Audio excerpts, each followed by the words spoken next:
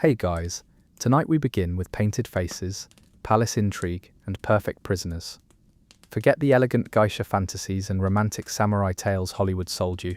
We're diving into the reality of being a concubine in feudal Japan, where your entire existence revolves around one man's whims, boosting your family's social status, and a social system that treats you like expensive property with feelings. So before you get comfortable, take a moment to like the video and subscribe, but only if you genuinely enjoy what I do here. And let me know in the comments where you're tuning in from and what time it is for you. It's always fascinating to see who's joining us from around the world. Now dim the lights, maybe turn on a fan for that soft background hum, and let's ease into tonight's journey together. So you've just been selected as a concubine for a powerful daimyo in 1650s Japan. Congratulations, your family has essentially sold you to secure their political future, and you're about to discover what it means to live in a golden cage where the bars are made of silk and social expectations. Your parents probably told you this was an honor, a chance for advancement, a way to bring prestige to your family name. What they didn't mention is that you've just become a beautiful object in someone else's collection, like a particularly expensive vase that occasionally needs to be fed. The negotiation for your services happened entirely without your input, naturally.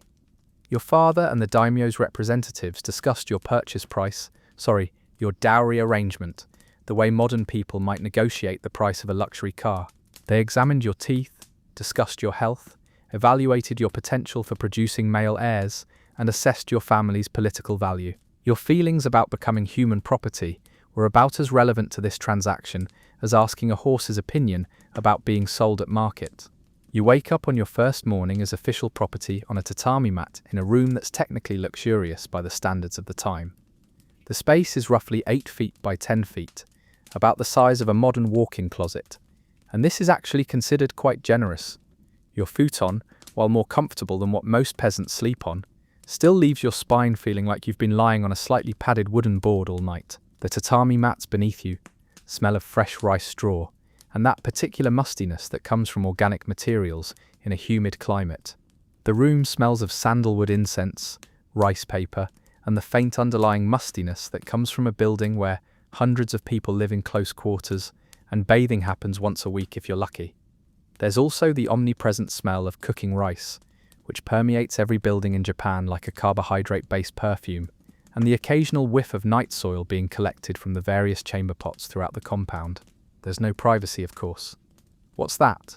The thin paper screens that separate your space from the corridors mean that every conversation, every movement, every bodily function is potentially audible to anyone passing by. Your room doesn't have a door, it has sliding panels that might as well be acoustic advertisements for everything you do.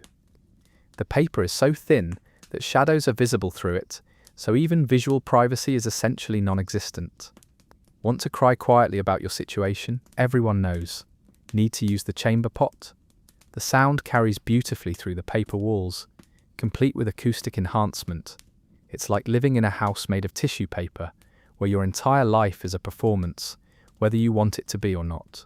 The structural design of these buildings prioritizes aesthetics and efficient use of space over personal privacy, which means that the architectural philosophy directly conflicts with any desire you might have for personal space or private emotional processing.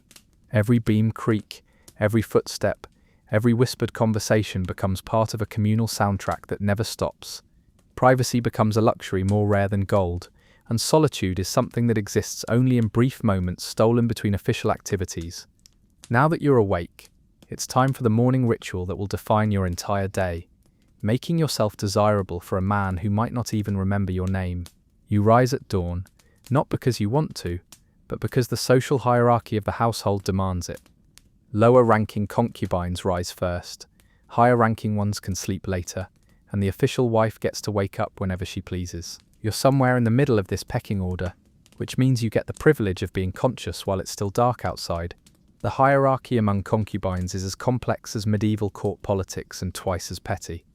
Your wake-up time, the order in which you receive your morning tea, the quality of the water you're allowed to wash with, the temperature of your food, even the direction your sleeping mat faces, all of these details communicate your exact status to everyone in the household. It's like living in a social media algorithm made of fabric and face paint, where every detail of your existence gets ranked and compared. Your day begins with what the period called morning purification, a process that would make modern beauty routines look simple and straightforward. First, you need to clean yourself with cold water from a basin that's shared among several other women.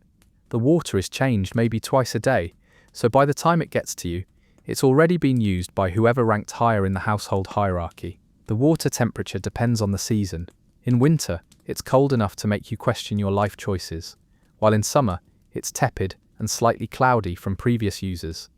It's like a medieval game show where the prize is slightly cleaner skin and the penalty is dysentery. The bathing arrangements reveal the practical realities that contradict any romantic notions about elegant Japanese lifestyle. You wash yourself with a rough cloth that's been used by other people, using soap made from rice bran and ash that smells vaguely of burnt plants and removes skin along with dirt. The purification process leaves you feeling raw rather than refreshed, and the shared nature of everything means that personal hygiene becomes a community project where your cleanliness depends on everyone else's standards. The makeup process takes approximately 2 hours and involves enough lead and mercury to poison a small village. Your face must be painted completely white with a mixture called oshiroi, made from ground rice powder and, unfortunately, lead carbonate.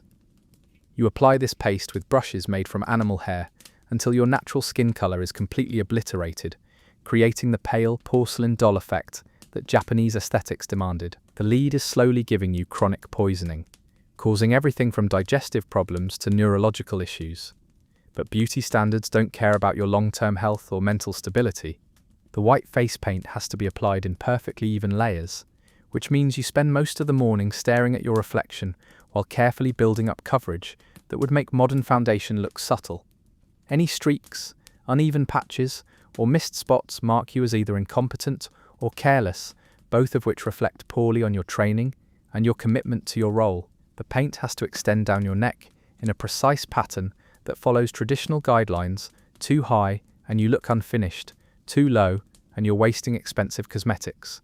Your eyebrows get completely shaved off and then painted back on, in a completely different location, usually high up on your forehead, in thin, artificial lines that look nothing like actual eyebrows. This process involves first plucking out every single eyebrow hair with tweezers that are essentially tiny torture devices, then carefully painting new eyebrows that follow aesthetic conventions rather than the natural growth pattern of your facial hair. It's like someone decided that natural human features were fundamentally wrong and needed to be corrected through cosmetic intervention. The painted eyebrows have to be perfectly symmetrical, which requires mathematical precision and artistic skill that takes years to develop. Your teeth, following the fashion of the period, get painted black with a mixture called ohaguro, made from iron filings soaked in tea or sake. This actually helps prevent tooth decay, which is probably the only health benefit in this entire routine, but it means your smile looks like you've been drinking ink or eating charcoal. The process involves holding your mouth open while someone carefully paints each tooth with a brush, trying not to get the mixture on your gums or tongue. The taste is metallic and bitter, and the effect lasts several days, so you're committed to the look whether you like it or not. The blackened teeth serve multiple social functions beyond mere fashion. They indicate that you're old enough for adult relationships, wealthy enough to afford expensive cosmetics, and committed enough to beauty standards to endure an uncomfortable and time-consuming process. But practically speaking, they make eating a careful process where you have to avoid getting food particles stuck in the paint, and drinking becomes an exercise in maintaining the coverage while avoiding staining your lips. Your hair requires the most elaborate torture session of all. Traditional Japanese hairstyles for concubines involve arrangements so complex they require architectural engineering and the assistance of multiple people. Your hair gets pulled, twisted, pinned, and lacquered into shapes that defy both gravity and comfort. The process involves enough pins and combs to stock a small hardware store, and once it's done, you can't move your head quickly without risking the entire structure collapsing like a house of cards made of human hair.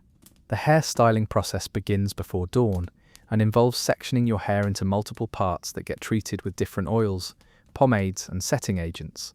Each section gets combed, twisted, and shaped into specific configurations that require precise placement and careful securing with pins that dig into your scalp. The final structure sits on your head like an architectural monument to human vanity, and maintaining it requires sleeping with your neck positioned on a wooden block that keeps your head elevated and stationary. Sleeping becomes a careful negotiation between maintaining your hairstyle and avoiding neck strain that could paralyze you. The wooden neck rest, called a takamakura, is about as comfortable as it sounds. Imagine trying to sleep while balancing your head on a decorative brick. Your neck muscles cramp, your shoulders ache, and your sleep becomes fragmented because you can't move naturally during the night. It's like being required to sleep at attention while maintaining perfect posture for beauty's sake. The hairstyle requires daily maintenance and weekly complete reconstruction, which means you spend approximately 20% of your waking hours either having your hair arranged or keeping it arranged. The pins and combs create constant pressure points on your scalp that range from uncomfortable to genuinely painful, and the weight of the ornaments and structural elements means you develop neck problems that become chronic over time. Now that you've spent half your morning transforming yourself into a living doll, it's time to get dressed in layers of silk that weigh roughly as much as a small adult. The traditional kimono for a concubine isn't just clothing, it's a textile engineering project that requires assistance from other people to put on correctly. You start with multiple underlayers, each one adding weight and restricting movement. The process of getting dressed takes almost as long as the makeup application and involves nearly as much precision. The innermost layer is a simple cotton undergarment that's designed to absorb sweat and protect the expensive outer layers from direct contact with your skin. Over this goes a series of silk underkimonos in graduated colors that are supposed to create subtle visual effects when they peek out from under the outer layers.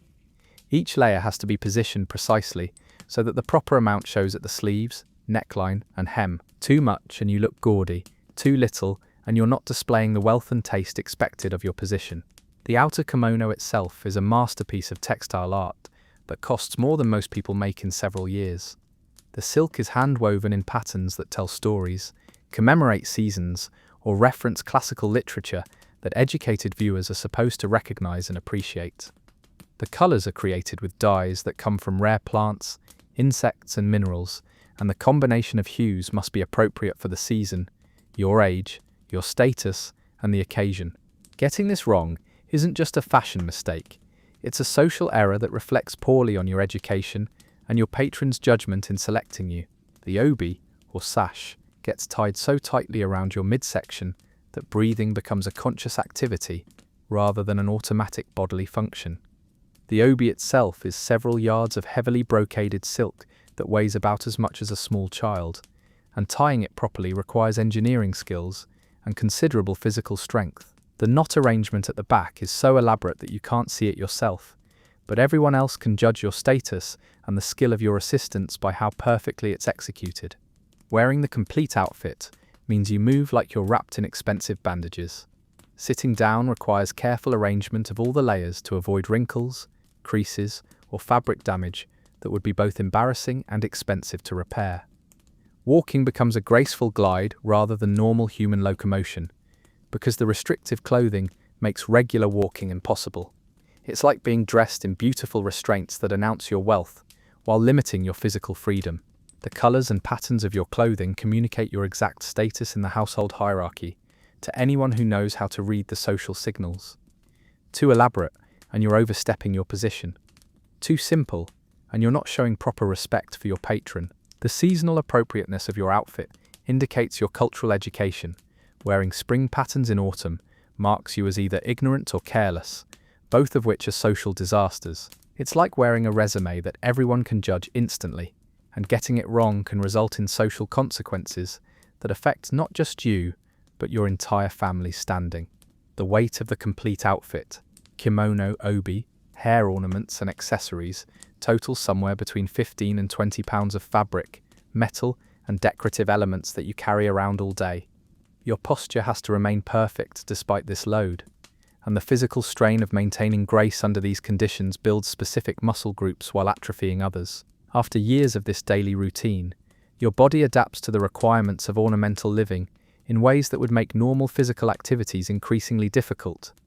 So you've managed to transform yourself into an acceptable ornamental object. Now comes the part where you wait, and wait, and wait some more. Your entire day revolves around being available for summons that may or may not come. You sit in your designated area, a specific spot in the household where concubines are allowed to exist, and engage in activities that are considered appropriate for women of your station. The waiting is perhaps the most psychologically challenging aspect of your existence. You must remain in a state of constant readiness while having no control over when or if you'll be needed. It's like being an emergency service for someone's emotional and physical desires, except there's no schedule, no predictable pattern, and no clear indication of what constitutes successful service. You might sit for hours in perfect posture, wearing expensive, uncomfortable clothing, only to be dismissed without explanation. Or you might be summoned with no warning and expected to transition immediately from ornamental waiting to active engagement. These activities include embroidery, which involves stabbing fabric with tiny needles for hours, while creating patterns that serve no practical purpose beyond demonstrating that you have enough leisure time to engage in decorative busywork. Your fingers develop permanent indentations from the needlework, and your eyes strain from focusing on minute details in lighting that comes primarily from oil lamps and whatever sunlight manages to filter through the paper screens. The embroidery patterns you're allowed to create follow strict conventions, certain flowers for certain seasons, specific color combinations that indicate your understanding of aesthetic principles, and traditional motifs that reference classical literature or historical events. The embroidery serves multiple functions beyond mere decoration. It keeps your hands busy during the long hours of waiting, demonstrates your cultural education through the patterns you choose, shows your dedication to perfection through the quality of your stitchwork, and produces items that can be given as gifts to curry favor or demonstrate respect. But practically speaking, it's makework designed to keep you occupied while maintaining the appearance of productive activity. You might also practice calligraphy, writing the same characters over and over until your hand cramps and your shoulder aches from maintaining perfect posture. The brush must be held at exactly the right angle, the ink mixed to precisely the right consistency, and the characters formed with the kind of perfection that takes years to master. One wrong stroke means starting over completely, because imperfection is not acceptable when your entire value lies in being an aesthetic object. The calligraphy practice involves copying classical poems, philosophical texts, and seasonal observations that demonstrate your literacy and cultural sophistication. But you're not allowed to write original thoughts or express personal opinions. Your job is to reproduce accepted wisdom in beautiful handwriting, not to contribute new ideas to the conversation. It's like being a human photocopier with artistic pretensions. The ink preparation alone takes considerable time and skill. You grind solid ink sticks against a stone with water, adjusting the consistency and darkness to match the requirements of different types of writing. Too thick and the brushstrokes look clumsy. Too thin and the characters appear weak. The quality of your ink preparation is judged along with your penmanship, so even the preliminary steps of the activity carry social significance. Music practice involves learning to play instruments like the koto, a 13-stringed instrument that sounds beautiful when mastered, but produces noises like cats being strangled when you're learning. Your fingertips develop calluses from the strings, and the sitting position required for proper playing creates back pain that becomes a permanent companion. The melodies you learn are usually melancholic songs about love, loss, and the transient nature of beauty, which, given your circumstances, hits a little too close to home. The koto itself is an expensive instrument that requires careful maintenance and tuning. The strings are made from silk and break regularly, requiring replacement and retuning that adds another layer of complexity to your practice routine. The instrument is larger than a modern guitar and requires a specific sitting position that puts strain on your legs and back while demanding precise finger positioning for proper sound production. Learning to play involves memorizing complex musical pieces without written notation, since musical literacy is considered less important than the ability to perform from memory. You learn by repetition and imitation, spending hours reproducing the same phrases until your muscle memory can execute them perfectly. The repertoire includes seasonal songs, classical compositions, and pieces associated with particular emotions or occasions that you might be called upon to perform. The shamisen, a 3-stringed instrument with a distinctive twanging sound, requires different techniques but creates similar physical demands. The plectrum used to strike the strings has to be held in a specific way that creates calluses on your hand, and the playing position requires you to maintain perfect posture while managing the instrument's weight and string tension. The sound itself is quite distinctive. Imagine a guitar crossed with a banjo that's been tuned to sound melancholy. Poetry composition is another expected skill, but the poetry you're allowed to write follows such strict conventions that creativity is essentially forbidden. Every verse must conform to traditional patterns, reference appropriate seasonal imagery, and express sentiments that are considered suitable for someone in your position. You can't write about wanting freedom, questioning your circumstances, or expressing any emotion that might be considered unbecoming. It's like being forced to write your own emotional censorship. The traditional poetic forms tanka, haiku, and others have specific syllable counts, seasonal requirements, and emotional registers that limit both form and content. Your poems are supposed to demonstrate your sensitivity to natural beauty, your understanding of classical references, and your ability to express refined emotions in acceptable ways. Personal feelings that don't fit these categories simply can't be expressed through this medium. The subject matter of your poetry is heavily regulated by convention. Spring poems must reference cherry blossoms, new growth, or the renewal of life. Summer requires mentions of cicadas, heat, or the brief intensity of warm weather. Autumn brings mandatory references to falling leaves, harvest, or the melancholy of passing time. Winter demands snow, bare branches, or the austere beauty of the cold season. Any deviation from these expectations marks you as either uneducated or rebellious. Your poems are often shared with other members of the household, critiqued for their adherence to traditional forms, and used as evidence of your cultural sophistication. They become part of your social performance rather than personal expression, and their quality reflects on your patron's judgment in selecting you. Poor poetry suggests inadequate education, while overly clever or original poetry might be seen as inappropriate showing off. The meals you receive are carefully calculated to maintain your health and appearance without giving you too much independence. You eat at designated times, in designated places, with designated utensils, surrounded by other people following the same rigid schedule. The food is often quite good, better than what most of the population eats, but you have no choice in what you consume, when you eat, or how much you get. It's high-quality prison food, served on beautiful ceramics. Your rice comes perfectly prepared, each grain distinct and properly seasoned, but you eat the same basic meal structure every day: rice, miso soup, pickled vegetables, and occasionally some fish or tofu. The variety comes from seasonal ingredients and the skill of the household cooks, but your dietary preferences are irrelevant. Don't like pickled radishes? Too bad, they're good for your complexion. Want more protein? Not your decision. Too much rich food might make you less delicate in appearance. Have a craving for something sweet? Wait for the designated times when dessert is served, and hope your rank in the hierarchy gets you some before it runs out. The meal preparation follows elaborate seasonal considerations that you're expected to appreciate and comment upon appropriately. Spring meals feature young vegetables and delicate flavors that represent renewal and growth. Summer brings cooling foods like cold noodles and fresh fish that are supposed to help you cope with the heat. Autumn emphasizes harvest abundance with heartier flavors and preserved foods. Winter requires warming dishes with richer ingredients that sustain you through the cold months. The eating process itself follows elaborate etiquette rules that turn every meal into a performance. Your posture must remain perfect, your movements graceful, your conversation minimal and appropriate. You can't make noise while eating, express strong preferences about the food, or eat too quickly or too slowly.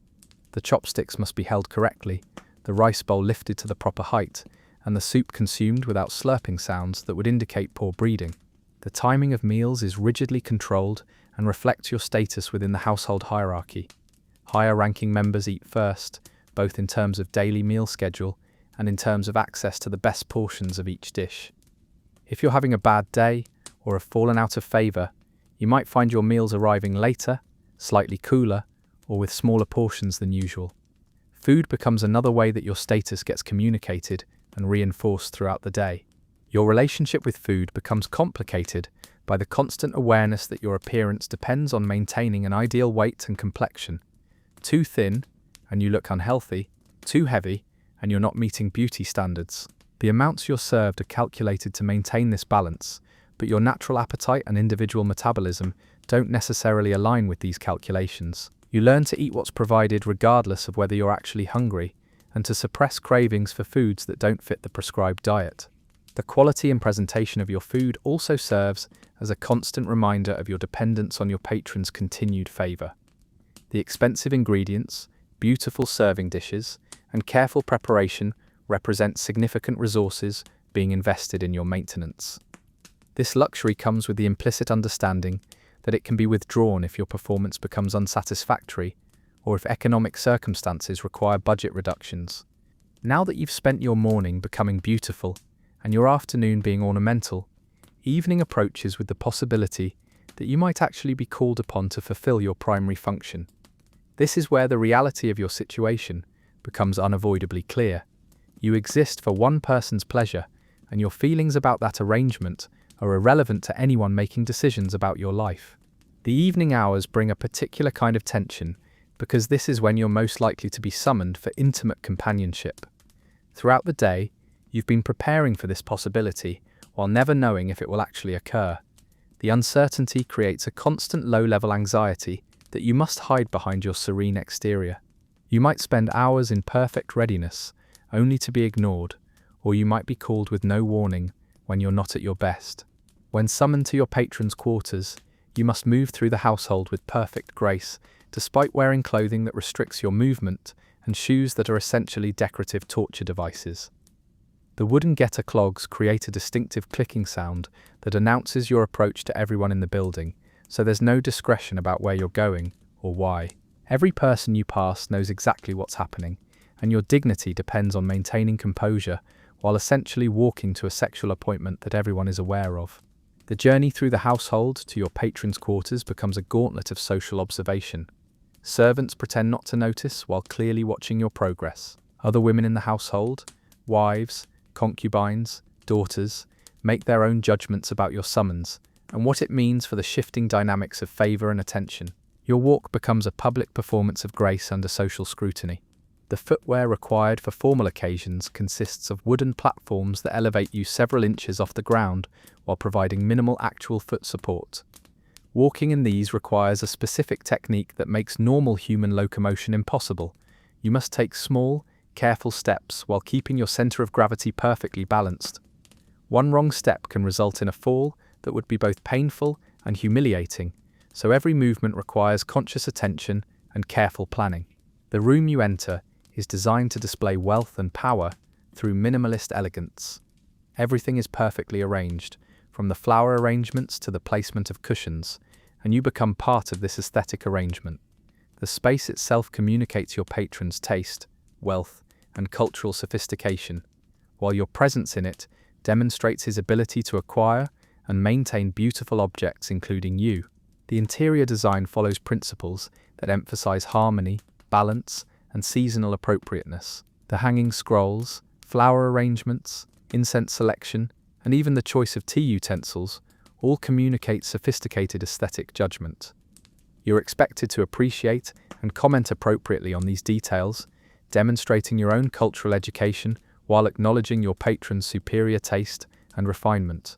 You're expected to position yourself gracefully within this carefully composed environment, speak when spoken to, and respond to whatever is required of you with enthusiasm that appears genuine regardless of your actual feelings.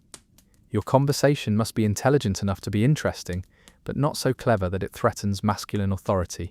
You need to demonstrate education without appearing to have opinions, show personality without expressing preferences that conflict with your patron's wishes, and maintain an air of mystery while being completely available. The conversational requirements create a complex balancing act where you must be engaging without being challenging, informed without being opinionated, and responsive without being predictable. You're supposed to provide intellectual stimulation while avoiding any topics that might create disagreement or discomfort. Your role is to be an agreeable companion who enhances your patron's sense of his own intelligence and sophistication without introducing complications. It's like being a living riddle where the answer is always whatever you want. You must read subtle cues about what kind of interaction is desired: serious conversation, playful banter, quiet companionship, or immediate physical intimacy, and adjust your behavior accordingly. Misreading these signals can result in disappointment that affects your standing in the household hierarchy. The physical intimacy that follows is entirely one-sided in terms of consideration for pleasure or comfort. Your satisfaction is irrelevant. Your job is to provide satisfaction while appearing to receive it. You must react appropriately to demonstrate that you're not merely enduring the experience, but you can't be so enthusiastic that it seems artificial or threatens your patron's sense of control over the interaction. The performance requires acting skills that would challenge professional performers. You need to express desire you may not feel, pleasure you may not experience, and gratitude for attention that reduces you to a physical object. Your responses must seem natural and spontaneous, while actually being carefully calculated to maintain your patron's ego and ensure your continued favour. Your own physical comfort, emotional well-being, and personal preferences are not factors in these encounters. Pain, discomfort, or distress must be hidden, while enthusiasm and pleasure must be performed convincingly. The disconnect between your internal experience and required external performance creates a psychological strain that accumulates over time. The timing and frequency of these summons is entirely at your patron's discretion and reflects his current level of interest in you compared to other available options. More frequent summons indicate higher favour, while periods of neglect suggest your status is declining. You must accept both situations with equal grace, while internally managing the anxiety that comes with having your security dependent on someone else's unpredictable desires. After these encounters, you're expected to retreat gracefully without lingering or attempting to extend the interaction beyond what your patron desires. The dismissal must be accepted with the same apparent pleasure as the original summons, regardless of how you actually feel about either. Your job is to be completely available when wanted and completely absent when not wanted, with no in-between states allowed. Pregnancy becomes both a goal and a potential catastrophe. If you conceive, your status in the household can improve dramatically. Children, especially male children, give you political value and some measure of security. But pregnancy also comes with enormous risks in an era when maternal mortality rates make childbirth a potential death sentence with a beautiful ceremony attached. The awareness that pregnancy could change your circumstances creates additional pressure around every intimate encounter. You must hope for conception while simultaneously fearing its consequences, want the security that children provide, while knowing that pregnancy makes you temporarily less available for your primary function as ornamental companion. If you do become pregnant, your daily routine changes to focus entirely on protecting the potential heir you're carrying. Your diet becomes even more restricted, with specific foods forbidden or required based on traditional beliefs about fetal development. Your activities are limited to eliminate any risk of miscarriage, which means even less independence and more constant supervision. Your value to the household increases in direct proportion to the development of the fetus, making you simultaneously more important and more constrained. The pregnancy period brings both privilege and anxiety. You receive better food, more attention from household medical practitioners, and increased status among the other women. But you also face constant monitoring of your health, behavior, and emotional state. Every symptom, craving, or mood change gets interpreted for what it might mean about the developing child's health and gender. Prenatal care in this period combines practical wisdom accumulated over generations with beliefs that range from helpful to potentially harmful. You might be required to eat specific foods thought to enhance the baby's intelligence, avoid others believed to cause birth defects, and engage in particular activities designed to influence the child's character. Some of these practices have actual medical benefits, while others are based on superstitions that could be dangerous. You're no longer just expensive property. You're expensive property with the potential to produce an heir, which makes you simultaneously more valuable and more vulnerable. Your patron's investment in you increases during pregnancy, but so does his expectation of return on that investment. The pressure to produce a healthy child, preferably male, creates stress that you must manage while maintaining the serene composure expected of your position. Childbirth in feudal Japan happens without anesthesia, modern medical knowledge, or emergency interventions that could save your life if complications arise. You give birth attended by midwives, whose training consists mainly of experience and folk wisdom, passed down through generations. The pain is managed through breathing techniques, herbal remedies that may or may not help, and the understanding that this is simply what women endure to fulfill their biological function. The birthing process takes place in a specially prepared room that's designed according to traditional beliefs about spiritual and physical safety during delivery. The space is purified through ritual cleansing, furnished with specific items thought to ease labor, and arranged to provide the midwives with necessary access while maintaining appropriate privacy for such an intimate process. Labor pain, without modern pain management, becomes an endurance test that can last for days. You're expected to maintain dignity and composure even while experiencing agony that would incapacitate most people. Crying out or losing control is seen as weakness that reflects poorly on your character and your family's breeding. The ability to suffer gracefully becomes another performance requirement during what should be a deeply personal physical experience. The midwives attending your delivery have varying levels of skill and knowledge, and their ability to handle complications is limited by the medical understanding of the period. Breech births, prolonged labor, excessive bleeding, and infections that would be manageable in modern medicine become potentially fatal complications. Your survival depends largely on luck and your own physical resilience rather than medical intervention. If you survive childbirth and produce a healthy child, especially a male child, your position in the household hierarchy can improve significantly. You become the mother of a potential heir, which gives you political leverage and some degree of protection from arbitrary dismissal. However, your child belongs to your patron and his family lineage. Your role is to produce and nurture, not to claim parental authority or make decisions about your child's future. The successful production of a male heir transforms your status from temporary ornamental companion to permanent family member, though still in a subordinate role. You gain respect within the household, influence over your child's early upbringing, and security that doesn't depend entirely on maintaining physical attractiveness. But you also lose some flexibility, as your new responsibilities as a mother add to rather than replace your obligations as a concubine. If the child is female, your success is diminished but not eliminated. Daughters can be married strategically to benefit the family's political alliances, so they have value, just less immediate value than sons who can carry on the family name and inherit property. Your status improves modestly, but you're still expected to continue attempting to produce male heirs until you either succeed or become too old for childbearing. Raising your children within the household system creates complex emotional challenges. You love them as any mother would, but you can't protect them from a social system that views them primarily as resources to be deployed strategically. Your sons will be trained for roles in the family business or military service according to their father's plans, while your daughters will be prepared for marriages that serve political rather than romantic purposes. Your relationship with your children must balance maternal affection with social expectations about appropriate emotional expression. Too much attachment is seen as weakness that might interfere with necessary family decisions, while too little suggests inadequate maternal instincts. You must love your children enough to care for them properly, while accepting that their ultimate loyalties must be to their father's family interests, rather than to you personally.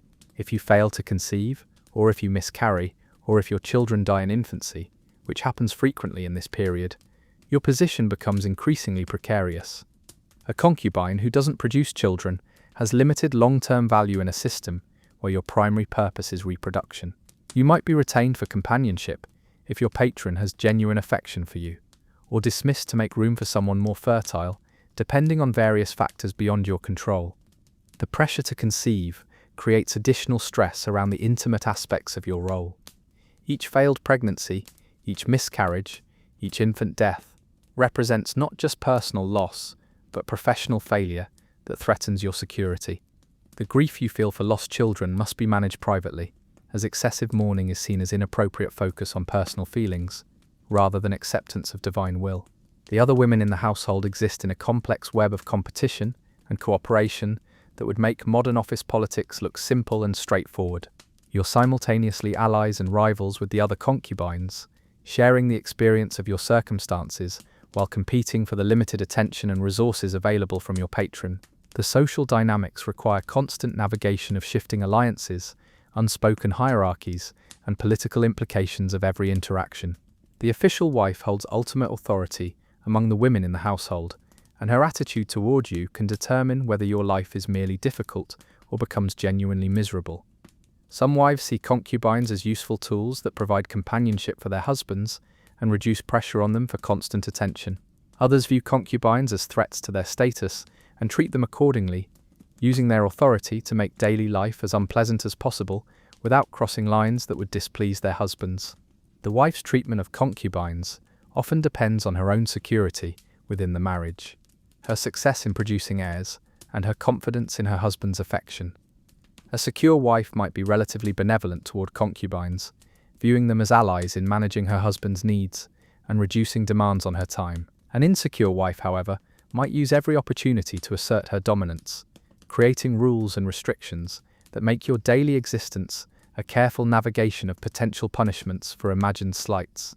The hierarchy among concubines themselves is equally complex and constantly shifting based on factors ranging from recent favor to successful pregnancies to family political connections. Senior concubines, women who have been in the household longer or who have produced children, can become either mentors who help you navigate the social complexities or tormentors who protect their own positions by undermining newcomers. The social dynamics require constant awareness of these relationships and their implications for your daily interactions. A senior concubine who feels threatened by your youth or beauty might arrange for you to receive inferior clothing, delayed meals, or exclusion from social activities that could enhance your standing. Alternatively, one who sees advantage in mentoring you might share crucial information about your patron's preferences, warning signs of changing favor, or strategies for managing difficult situations with other household members. The competition extends to everything from the quality of your quarters, to the order in which you're served meals, to the timing of your summons.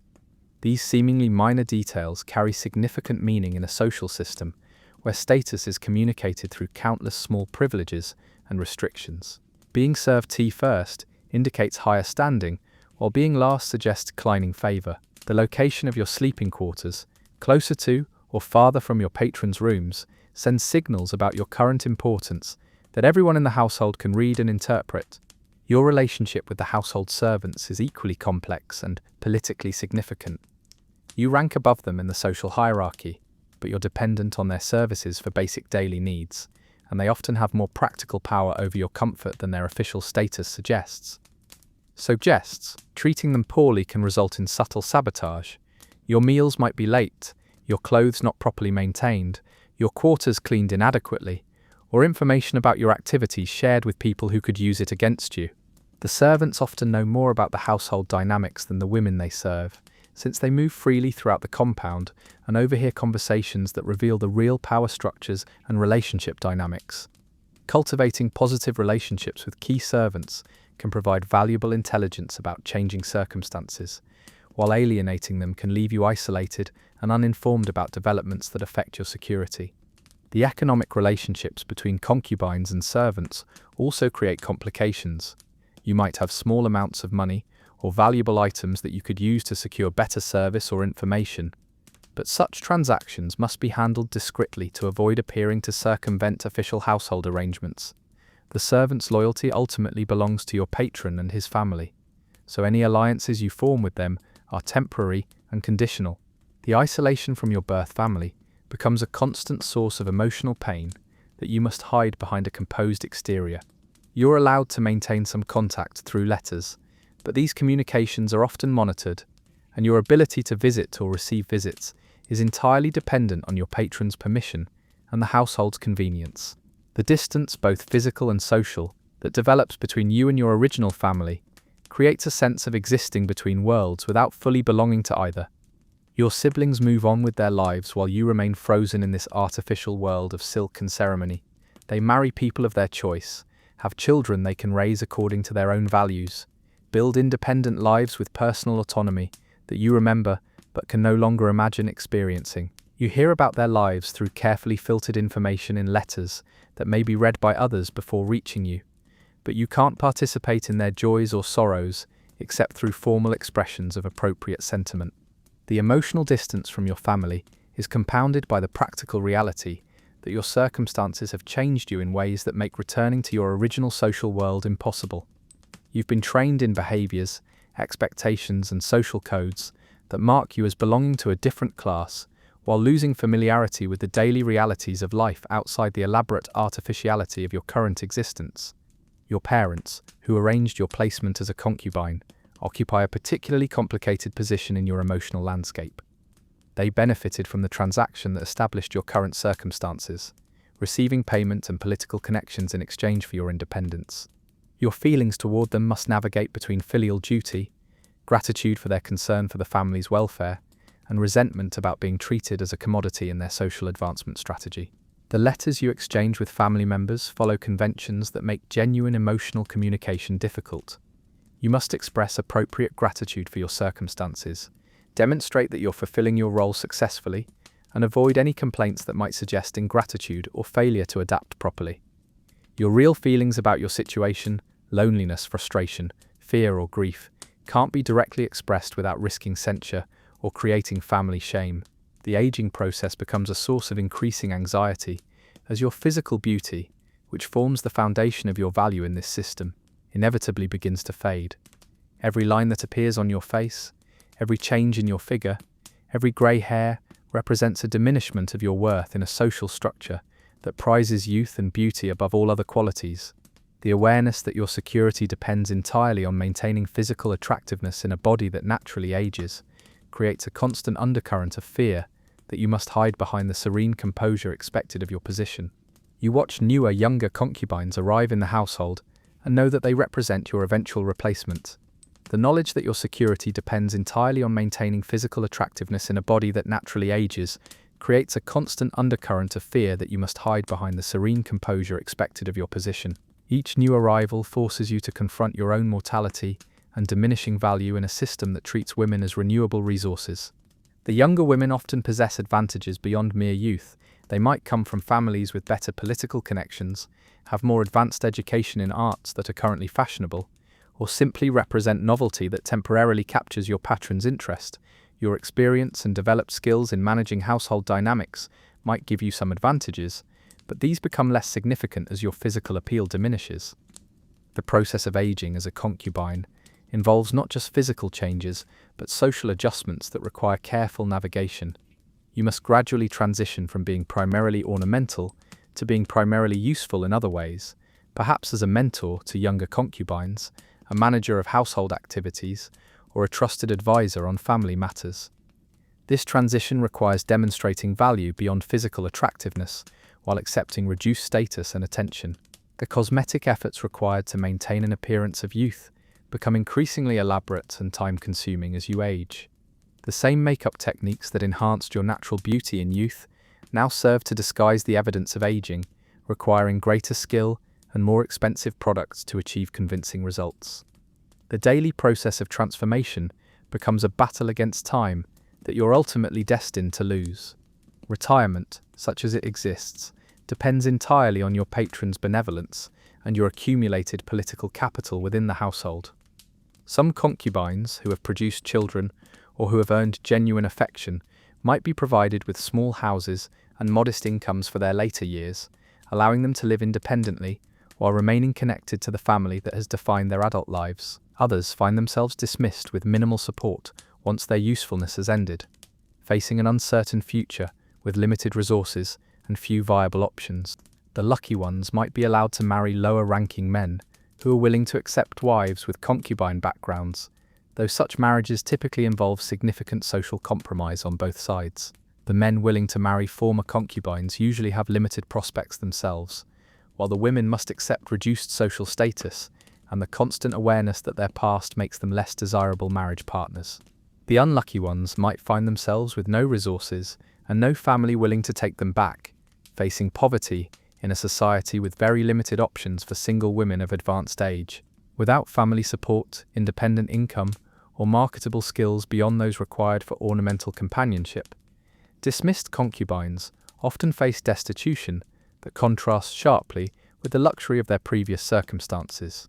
Some former concubines attempt to use their accumulated knowledge of household management, cultural arts, or social dynamics to find employment as teachers, servants in other households, or operators of small businesses catering to women. However, the social stigma attached to concubine status limits these opportunities, and the specialized nature of their training often doesn't translate well to independent economic activity. Your entire life becomes a careful balance between maintaining your attractiveness, navigating social complexities, managing your emotional well-being, and preparing for an uncertain future over which you have minimal control. Every day requires the same performance of grace, beauty, and compliance, regardless of how you actually feel about your circumstances or what personal desires and ambitions might exist beneath the carefully maintained exterior. The psychological skills required to maintain this existence, emotional compartmentalization, performance of feelings you don't experience, acceptance of powerlessness over major life decisions, represent a form of adaptation that becomes both survival strategy and personal cost. You develop the ability to function effectively within extreme constraints while losing familiarity with autonomous decision-making and independent goal-setting. The seasonal changes that mark the passage of time in the outside world become markers of your own aging process rather than sources of natural beauty and renewal. Spring brings awareness that another year has passed, and you're that much older in a system that values youth. Summer heat makes the layers of formal clothing even more oppressive, while reminding you that comfort is secondary to appearance. Autumn represents the gradual fading of your own bloom and the approach of a winter that might be literal as well as metaphorical. Winter creates additional isolation as households turn inward, and opportunities for variation in routine become even more limited. The natural world that exists beyond the carefully controlled environment of the household becomes something you observe rather than experience directly. Gardens within the compound are designed for aesthetic appreciation rather than practical use or personal enjoyment. The changing seasons affect your clothing, food, and activities, but according to artificial schedules and traditional conventions rather than natural rhythms or personal preferences. Your education, while more extensive than what most women of the period receive, serves primarily to make you a more interesting ornament rather than preparing you for independence or meaningful work. You learn poetry, music, and artistic skills, but you don't learn practical skills like managing money, negotiating business arrangements, or making independent decisions about important matters. The knowledge you acquire enhances your value as a companion, but doesn't provide foundation for autonomous living. The cultural accomplishments you develop, musical skill, artistic ability, literary knowledge, represent genuine achievements that would be admirable in any context.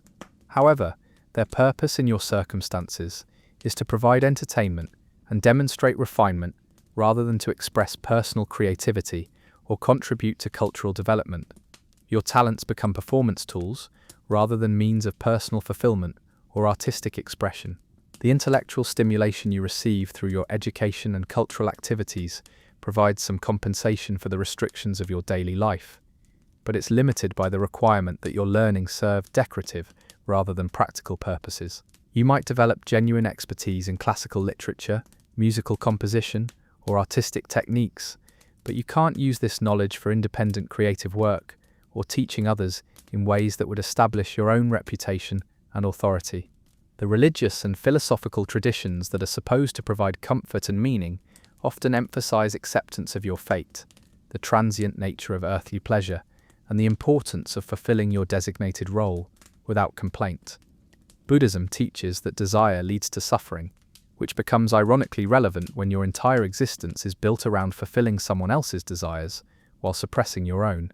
The concept of karma suggests that your current circumstances result from actions in previous lives, which can be interpreted as either comfort, your suffering serves a cosmic purpose, or additional burden, you're somehow responsible for your own constraints.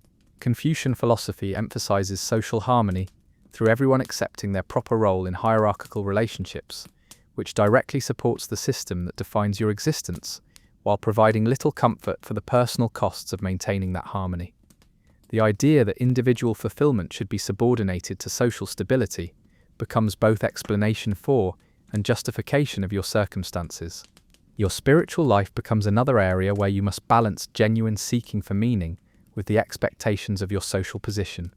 You're allowed to participate in religious observances, but your religious expression must conform to what's considered appropriate for someone in your circumstances. Personal spiritual insights that might lead you to question your situation are discouraged, while religious practices that reinforce acceptance of social hierarchy are encouraged.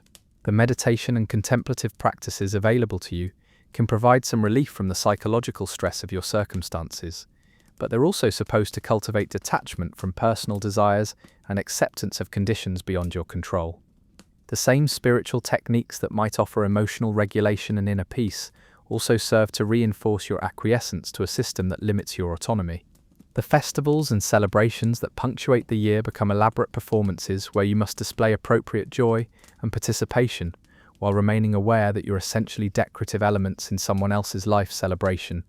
New Year brings hopes for improvement that you can't openly express, while also marking another year of aging in a system that values youth. Summer festivals create temporary excitement in a life of routine constraint, but also emphasize community connections that you can observe, but not fully participate in. Harvest celebrations emphasize abundance that you can enjoy, but not control, while winter ceremonies focus on endurance through difficult periods that take on personal as well as seasonal significance. Your participation in these celebrations requires careful attention to appropriate behavior, costume, and emotional expression. Too much enthusiasm might seem artificial or inappropriate for your status, while too little suggests ingratitude or poor spirits that reflect badly on your upbringing and your patron's treatment of you. You must appear genuinely happy about circumstances that limit your freedom while participating in traditional activities that often emphasize family connections and community belonging that you can experience only vicariously. The gift-giving aspects of various celebrations create additional complexity, as you must navigate the social implications of what you give and receive. The presents you're allowed to give are usually items you've created through your artistic activities, embroidered items, calligraphy, or small crafts, while the gifts you receive communicate your status within the household hierarchy and your patron's current level of favor toward you. Your health becomes a matter of constant vigilance, because illness threatens your ability to fulfill your role and therefore your security within the household system. Minor ailments must be hidden when possible to avoid appearing weak or high maintenance, while major illnesses create anxiety about replacement and loss of status during recovery periods. The aging-related changes that affect everyone become particular concerns when your value depends on maintaining an appearance of youth and vitality. The medical knowledge of the period combines some effective traditional remedies with practices that range from useless to dangerous. Your access to medical care depends on your value to the household, and treatments focus on maintaining your appearance and fertility rather than your overall well-being or long-term health. The healthcare you receive is better than what most people of the period can access, but it's motivated by protecting an investment rather than concern for your personal welfare. Traditional medicine includes herbal remedies that can be quite effective for certain conditions, along with practices like acupuncture and massage that provide genuine therapeutic benefits. However, treatments also include bloodletting, purging, and other interventions based on theories about bodily humors and energy flow that may be ineffective or harmful. Your ability to refuse treatments that seem dangerous is limited by your dependent status and the authority of household medical practitioners.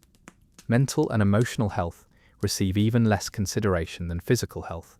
Depression, anxiety, and the psychological effects of living in constant constraint must be managed privately, as expressing emotional distress is seen as failure to properly fulfill your role rather than a natural response to difficult circumstances.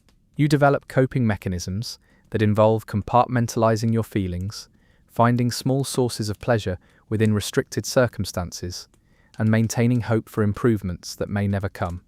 The isolation from normal human emotional expression takes a cumulative toll that you must manage without professional support or even acknowledgement that psychological distress is a legitimate concern. The expectation that you should be grateful for your circumstances and content with your role doesn't account for the natural human need for autonomy, meaningful relationships, and personal growth that your situation systematically frustrates. You learn to identify and cultivate small sources of joy that are available within your constraints, the beauty of seasonal changes in the garden, the satisfaction of mastering a difficult musical piece, the pleasure of creating something beautiful through your artistic work, or the comfort of friendship with other women who share similar circumstances. These sources of genuine pleasure become crucial for maintaining psychological stability in an environment that offers limited opportunities for personal fulfillment. The economic aspects of your situation create additional complexity, because you're simultaneously valuable property and a human being with basic needs and some personal desires. Your patron has invested considerably in acquiring and maintaining you. The initial payment to your family, the ongoing costs of food, clothing, cosmetics and housing, plus the opportunity costs of the space and attention you occupy. This investment provides some security because you represent a significant financial commitment that isn't easily discarded.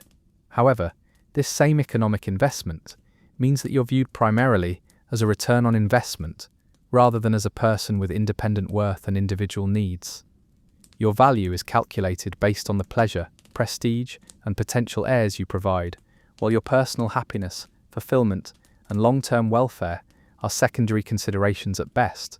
Your clothing, jewelry, cosmetics, food, and housing all represent ongoing expenses that must be justified by your continued usefulness. If your patron's financial circumstances change due to political developments, poor business decisions, or economic downturns, you might find yourself among the first expenses to be reduced or eliminated. Economic uncertainty in the broader society directly affects your personal security in ways you can't control or even fully predict. The luxury items you use daily, expensive cosmetics, elaborate clothing, fine food, beautiful furnishings, create a standard of living that feels normal while you have access to it, but would be impossible to maintain independently. This economic dependence becomes another factor that makes leaving your current circumstances practically impossible, even if the opportunity somehow arose. You have little or no personal money, and what small amounts you might acquire through gifts or small services must be managed carefully to avoid appearing too independent or business-minded. The economic skills necessary for independent living, budgeting, negotiating, managing investments, planning for the future, are not part of your education or daily experience. The political dimensions of your existence extend beyond the household to regional and national power structures that affect your security in ways you rarely understand fully until they create crisis. Your patron's political fortunes affect your own security directly. His alliances and enemies become factors in your daily life, and changes in broader social policies can alter your circumstances without any input from you or advance warning of what's coming. During periods of political instability, concubines often become casualties of war, political persecution, or economic disruption. You might be forced to flee with the household if your patron falls out of favor or faces military threats, abandoned during military conflicts if resources become limited, or targeted by your patron's enemies as a way to hurt him emotionally or financially. Your political significance as a symbol of his wealth and status makes you potentially valuable to his opponents, as well as to him. The regional political climate affects everything from the safety of your daily routine to the availability of luxury goods that maintain your standard of living. Wars, natural disasters, political purges, or economic crises can disrupt the stable conditions that make your current existence possible, forcing adaptations that might require significant changes in lifestyle, location, or security. Your complete lack of independent political agency means that you're entirely dependent on your patron's judgment and success in navigating these broader political currents. His decisions about alliances, business ventures, or political positions determine your fate without any opportunity for you to influence those choices or prepare independently for their consequences. The legal status of concubines provides minimal protection against arbitrary treatment while creating obligations that further limit your autonomy. You have few rights that you can enforce independently, and your welfare depends largely on custom, your patron's benevolence, and social pressure, rather than legal protections you can invoke if circumstances become intolerable. Your children, if you have them, grow up knowing that their primary value lies in their potential usefulness to the family's political and economic interests, rather than their individual talents, preferences, or happiness. You love them as any mother would, but you can't protect them from a social system that views them primarily as resources to be deployed strategically for family advancement. Watching your children navigate the same constrained existence that defines your own life creates additional emotional complexity that you must manage while maintaining appropriate maternal behavior. Your sons will be trained for roles in the family business, military service, or political administration according to their father's plans and the opportunities available through family connections. Their education, career paths, and even marriage partners will be chosen to advance family interests rather than personal inclination. Your influence over these decisions is limited to whatever persuasion you can exert privately with your patron, and even that depends on maintaining his favour and demonstrating appropriate concern for family welfare rather than maternal favouritism. Your daughters face the prospect of arranged marriages that serve political or economic purposes, possibly as principal wives if they're fortunate, or as concubines if family circumstances require it. The irony of potentially seeing your daughters enter the same constrained existence you've experienced creates complex emotions that you must process privately while publicly supporting whatever arrangements are made for their futures. The daily reality of your existence becomes a series of small compromises and adaptations that gradually reshape your personality and worldview in ways that you might not even recognize until years have passed. You learn to find satisfaction in limited pleasures, to suppress impulses toward independence, and to derive meaning from excelling within the narrow confines of your role, rather than pursuing broader goals or varied experiences. The skills you develop in reading social situations, managing complex interpersonal dynamics, and maintaining composure under stress are considerable and sophisticated, but they're specialized for a very specific environment that might not even exist by the time you're old enough to need alternatives. If circumstances ever allowed you to leave this life, many of these carefully cultivated abilities wouldn't transfer to independent living or different social contexts. Your sense of identity becomes intertwined with your role to the point where imagining yourself in different circumstances becomes increasingly difficult and perhaps emotionally threatening. The person you might have been in different circumstances becomes a theoretical concept rather than a real possibility, as the constraints of your current life reshape your understanding of what's possible for someone like you. The dreams and ambitions you might have had in youth fade into vague memories that feel like they belong to someone else. The passage of time takes on a different quality, when your days are structured around routine maintenance of your appearance and availability rather than pursuit of personal goals, meaningful work, or varied experiences. Years pass marked by subtle changes in your status within the household hierarchy, the arrival and departure of other concubines, changes in your patron's interests and health, and the gradual accumulation of small compromises that define your adaptation to circumstances beyond your control. The cyclical nature of your daily routine, the same morning preparations, the same waiting periods, the same evening responsibilities, creates a sense of time as repetition rather than progression. The seasonal changes and annual celebrations provide some variation, but within a framework that remains fundamentally unchanged from year to year. Personal growth and development become internal processes that don't necessarily correspond to external changes in circumstances or opportunities. The historical events that shape the broader world, political changes, military conflicts, natural disasters, cultural developments, affect your life primarily through their impact on your patron's circumstances, rather than as experiences you encounter directly. Your knowledge of current events comes through filtered information and overheard conversations rather than direct participation or independent observation. Evening returns again, as it does every day, with the same preparation rituals, the same careful attention to appearance, the same waiting for summons that may or may not come. Your reflection in the polished metal mirror shows a face transformed by cosmetics into the porcelain perfection demanded by aesthetic conventions. But underneath the white paint and artificial eyebrows, you remain a person with thoughts, feelings, and dreams that have been carefully trained into shapes that serve someone else's desires and expectations. The elaborate process of preparing for possible summons becomes a meditation on the distance between your internal experience and external presentation. The woman in the mirror represents hours of careful work to achieve an effect that looks effortless, skills developed over years to master techniques that transform you into an idealized version of feminine beauty, and acceptance of aesthetic standards that prioritize artificial perfection over natural appearance.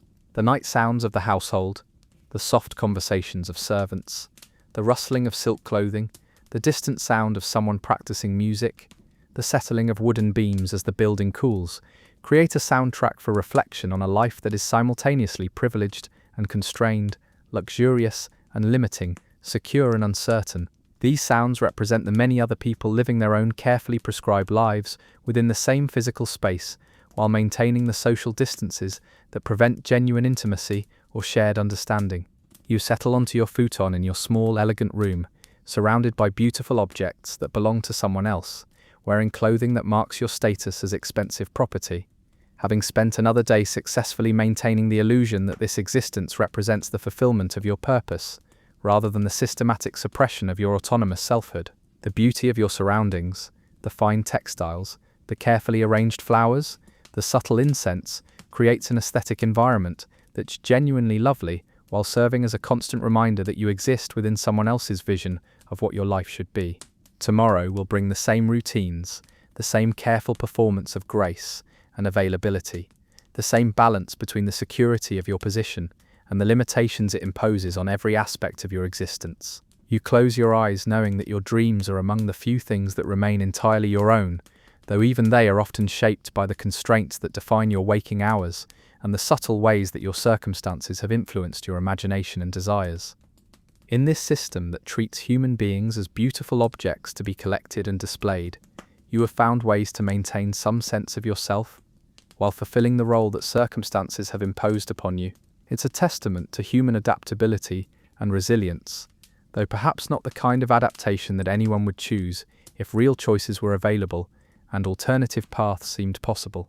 The silence of the night settles around you, broken only by the soft sounds of a household full of people living carefully constrained lives, each person finding their own way to navigate a social system that prioritizes order, hierarchy, and tradition over individual autonomy or personal happiness. The communal nature of this constraint, the fact that everyone from servants to concubines to the official wife lives within prescribed roles that limit their freedom in different ways, creates a shared experience of limitation that no one can acknowledge directly. Your breathing slows as sleep approaches, offering temporary escape from the consciousness of your circumstances and the elaborate performance that tomorrow will require once again. In sleep, at least, you can briefly exist without consideration for the complex social dynamics, aesthetic requirements, and political implications that shape every moment of your waking life. Dreams become a space for experiencing possibilities that daily life doesn't allow, though you've learnt not to dwell on these nocturnal freedoms when morning returns with its familiar demands. And in this moment before unconsciousness claims you, you exist simply as a human being rather than as a concubine, ornament, potential mother, political asset, or economic investment, just a person whose life has been shaped by forces beyond their control, finding rest in a world that offers beauty and luxury as compensation for the surrender of personal freedom. The contradiction between the genuine pleasures available in your circumstances and the fundamental constraints that define them creates a complex emotional landscape that you navigate daily without full resolution. The soft sounds of the night continue around you as you drift towards sleep, carrying the day's accumulated tension into dreams where, perhaps, different choices might be possible and different lives might be lived, even if only until dawn brings another day of elegant captivity and careful performance in the golden cage of feudal Japan's social expectations. In sleep, the person you might have been in different circumstances can briefly exist alongside the person you've become through adaptation to these particular constraints. So you've managed to survive your first year as a concubine, and now you're beginning to understand that communication in this world happens as much through what isn't said as what is. Welcome to a social system where silence carries meaning, glances convey entire conversations, and the smallest gesture can either elevate or destroy your standing faster than you can say cultural misunderstanding. The household operates on a complex system of non-verbal communication that makes modern passive-aggressive behavior look like direct confrontation. A slight delay in bowing, the angle at which you hold your fan, the exact timing of your entrance into a room, all of these details communicate messages that everyone can read except you, at least until you've spent months learning to decode the subtle language of power and status that governs every interaction. Your patron's moods, for instance, are communicated through signals so subtle that missing them can result in social disasters that affect your standing for weeks. The way he positions his teacup, the specific scroll hanging in his quarters, even the incense burning during your visits all carry meaning about his current frame of mind, his expectations for the interaction, and his level of satisfaction with your recent performance. It's like trying to have a relationship with someone who only communicates through interpretive dance, except the consequences of misreading the performance can affect your long-term security. The other women in the household use this same coded communication system to manage their relationships with each other and with you. A concubine who wants to indicate displeasure might arrange her fan in a particular way during group activities, position herself at a specific distance during formal occasions, or choose clothing colors that subtly reference classical poems about betrayal or disappointment. Meanwhile, you're trying to figure out if her selection of autumn-themed embroidery represents seasonal appropriateness or a veiled comment about your declining favor. Even the servants communicate through this elaborate system of meaningful silence. A tea service that arrives slightly later than usual might indicate their disapproval of your recent behavior, while the specific arrangement of items on your tray could suggest information about household developments that they can't communicate directly. You become a detective in your own daily life, analyzing every detail of your environment for clues about shifting dynamics and potential threats to your position. The strain of constant interpretation creates a mental exhaustion that you can't acknowledge or address directly. Every interaction requires multiple levels of analysis. What's being said explicitly? What's being communicated non-verbally? What's being deliberately omitted? And what the combination of these factors suggests about your current standing and future prospects. It's like living in a perpetual state of social anxiety, where paranoia might actually be appropriate situational awareness. Your own communication becomes equally constrained and coded. Expressing direct opinions, stating clear preferences, or requesting specific treatment could all be interpreted as inappropriate assertiveness that threatens the harmony of household relationships. Instead, you learn to communicate your needs and feelings through the same subtle system of hints, implications, and culturally appropriate indirection that everyone else uses. Want to indicate that you're not feeling well? You might select poetry with themes of seasonal transition, or mention classical references to feminine fragility during conversation. Need to express concern about your position? Perhaps you choose embroidery patterns that reference stories of loyalty tested by time, or arrange flowers in combinations that suggest themes of endurance through difficulty. It's emotional expression by literary reference, where your feelings become academic exercises in cultural interpretation. The psychological impact of never being able to communicate directly creates a sense of isolation, even when surrounded by people. Your genuine thoughts and feelings become increasingly separated from your external presentation, and the gap between your internal experience and acceptable expression widens until you sometimes lose track of what you actually think and feel versus what you're supposed to think and feel. This communication style extends to your relationship with your patron, where direct conversation about your relationship, your needs or your concerns would be considered inappropriate and potentially relationship threatening. Instead, you must find ways to address issues indirectly through cultural references, seasonal metaphors, or classical allusions that allow both of you to discuss important matters without acknowledging that you're doing so. The exhaustion of living in this world of perpetual subtext affects your mental clarity and emotional well-being in ways that compound over time. You're never quite sure if you've understood interactions correctly, never certain that your own communications have been received as intended, and never able to verify your interpretations through direct questioning. It's like playing a high-stakes game where the rules are constantly changing, but asking for clarification is against the rules. Now that you've been a concubine for several years, you're beginning to understand that your appearance isn't just about aesthetics. It's a complex economic system where beauty translates directly into security, and every aspect of your physical presentation represents a financial investment with expected returns. Welcome to a world where your face is literally your fortune, and aging becomes an economic crisis rather than just a natural process. The daily cost of maintaining your appearance would shock anyone not familiar with the economics of ornamental living. Your cosmetics alone represent a significant ongoing expense. The white face paint with its lead content costs more per ounce than many people earn in a month, while the various powders, paints, and preparations required for complete transformation consume resources that could feed several families. The black tooth paint needs regular touch-ups, the eyebrow paints require frequent replacement, and the various oils and treatments for your skin and hair create a constant drain on household resources.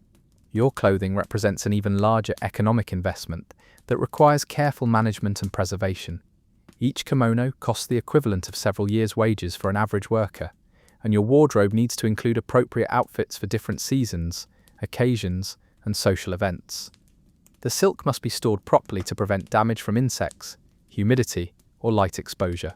The cleaning and maintenance of these garments requires specialized knowledge and expensive materials, while repairs must be done by skilled artisans who can match original techniques and materials.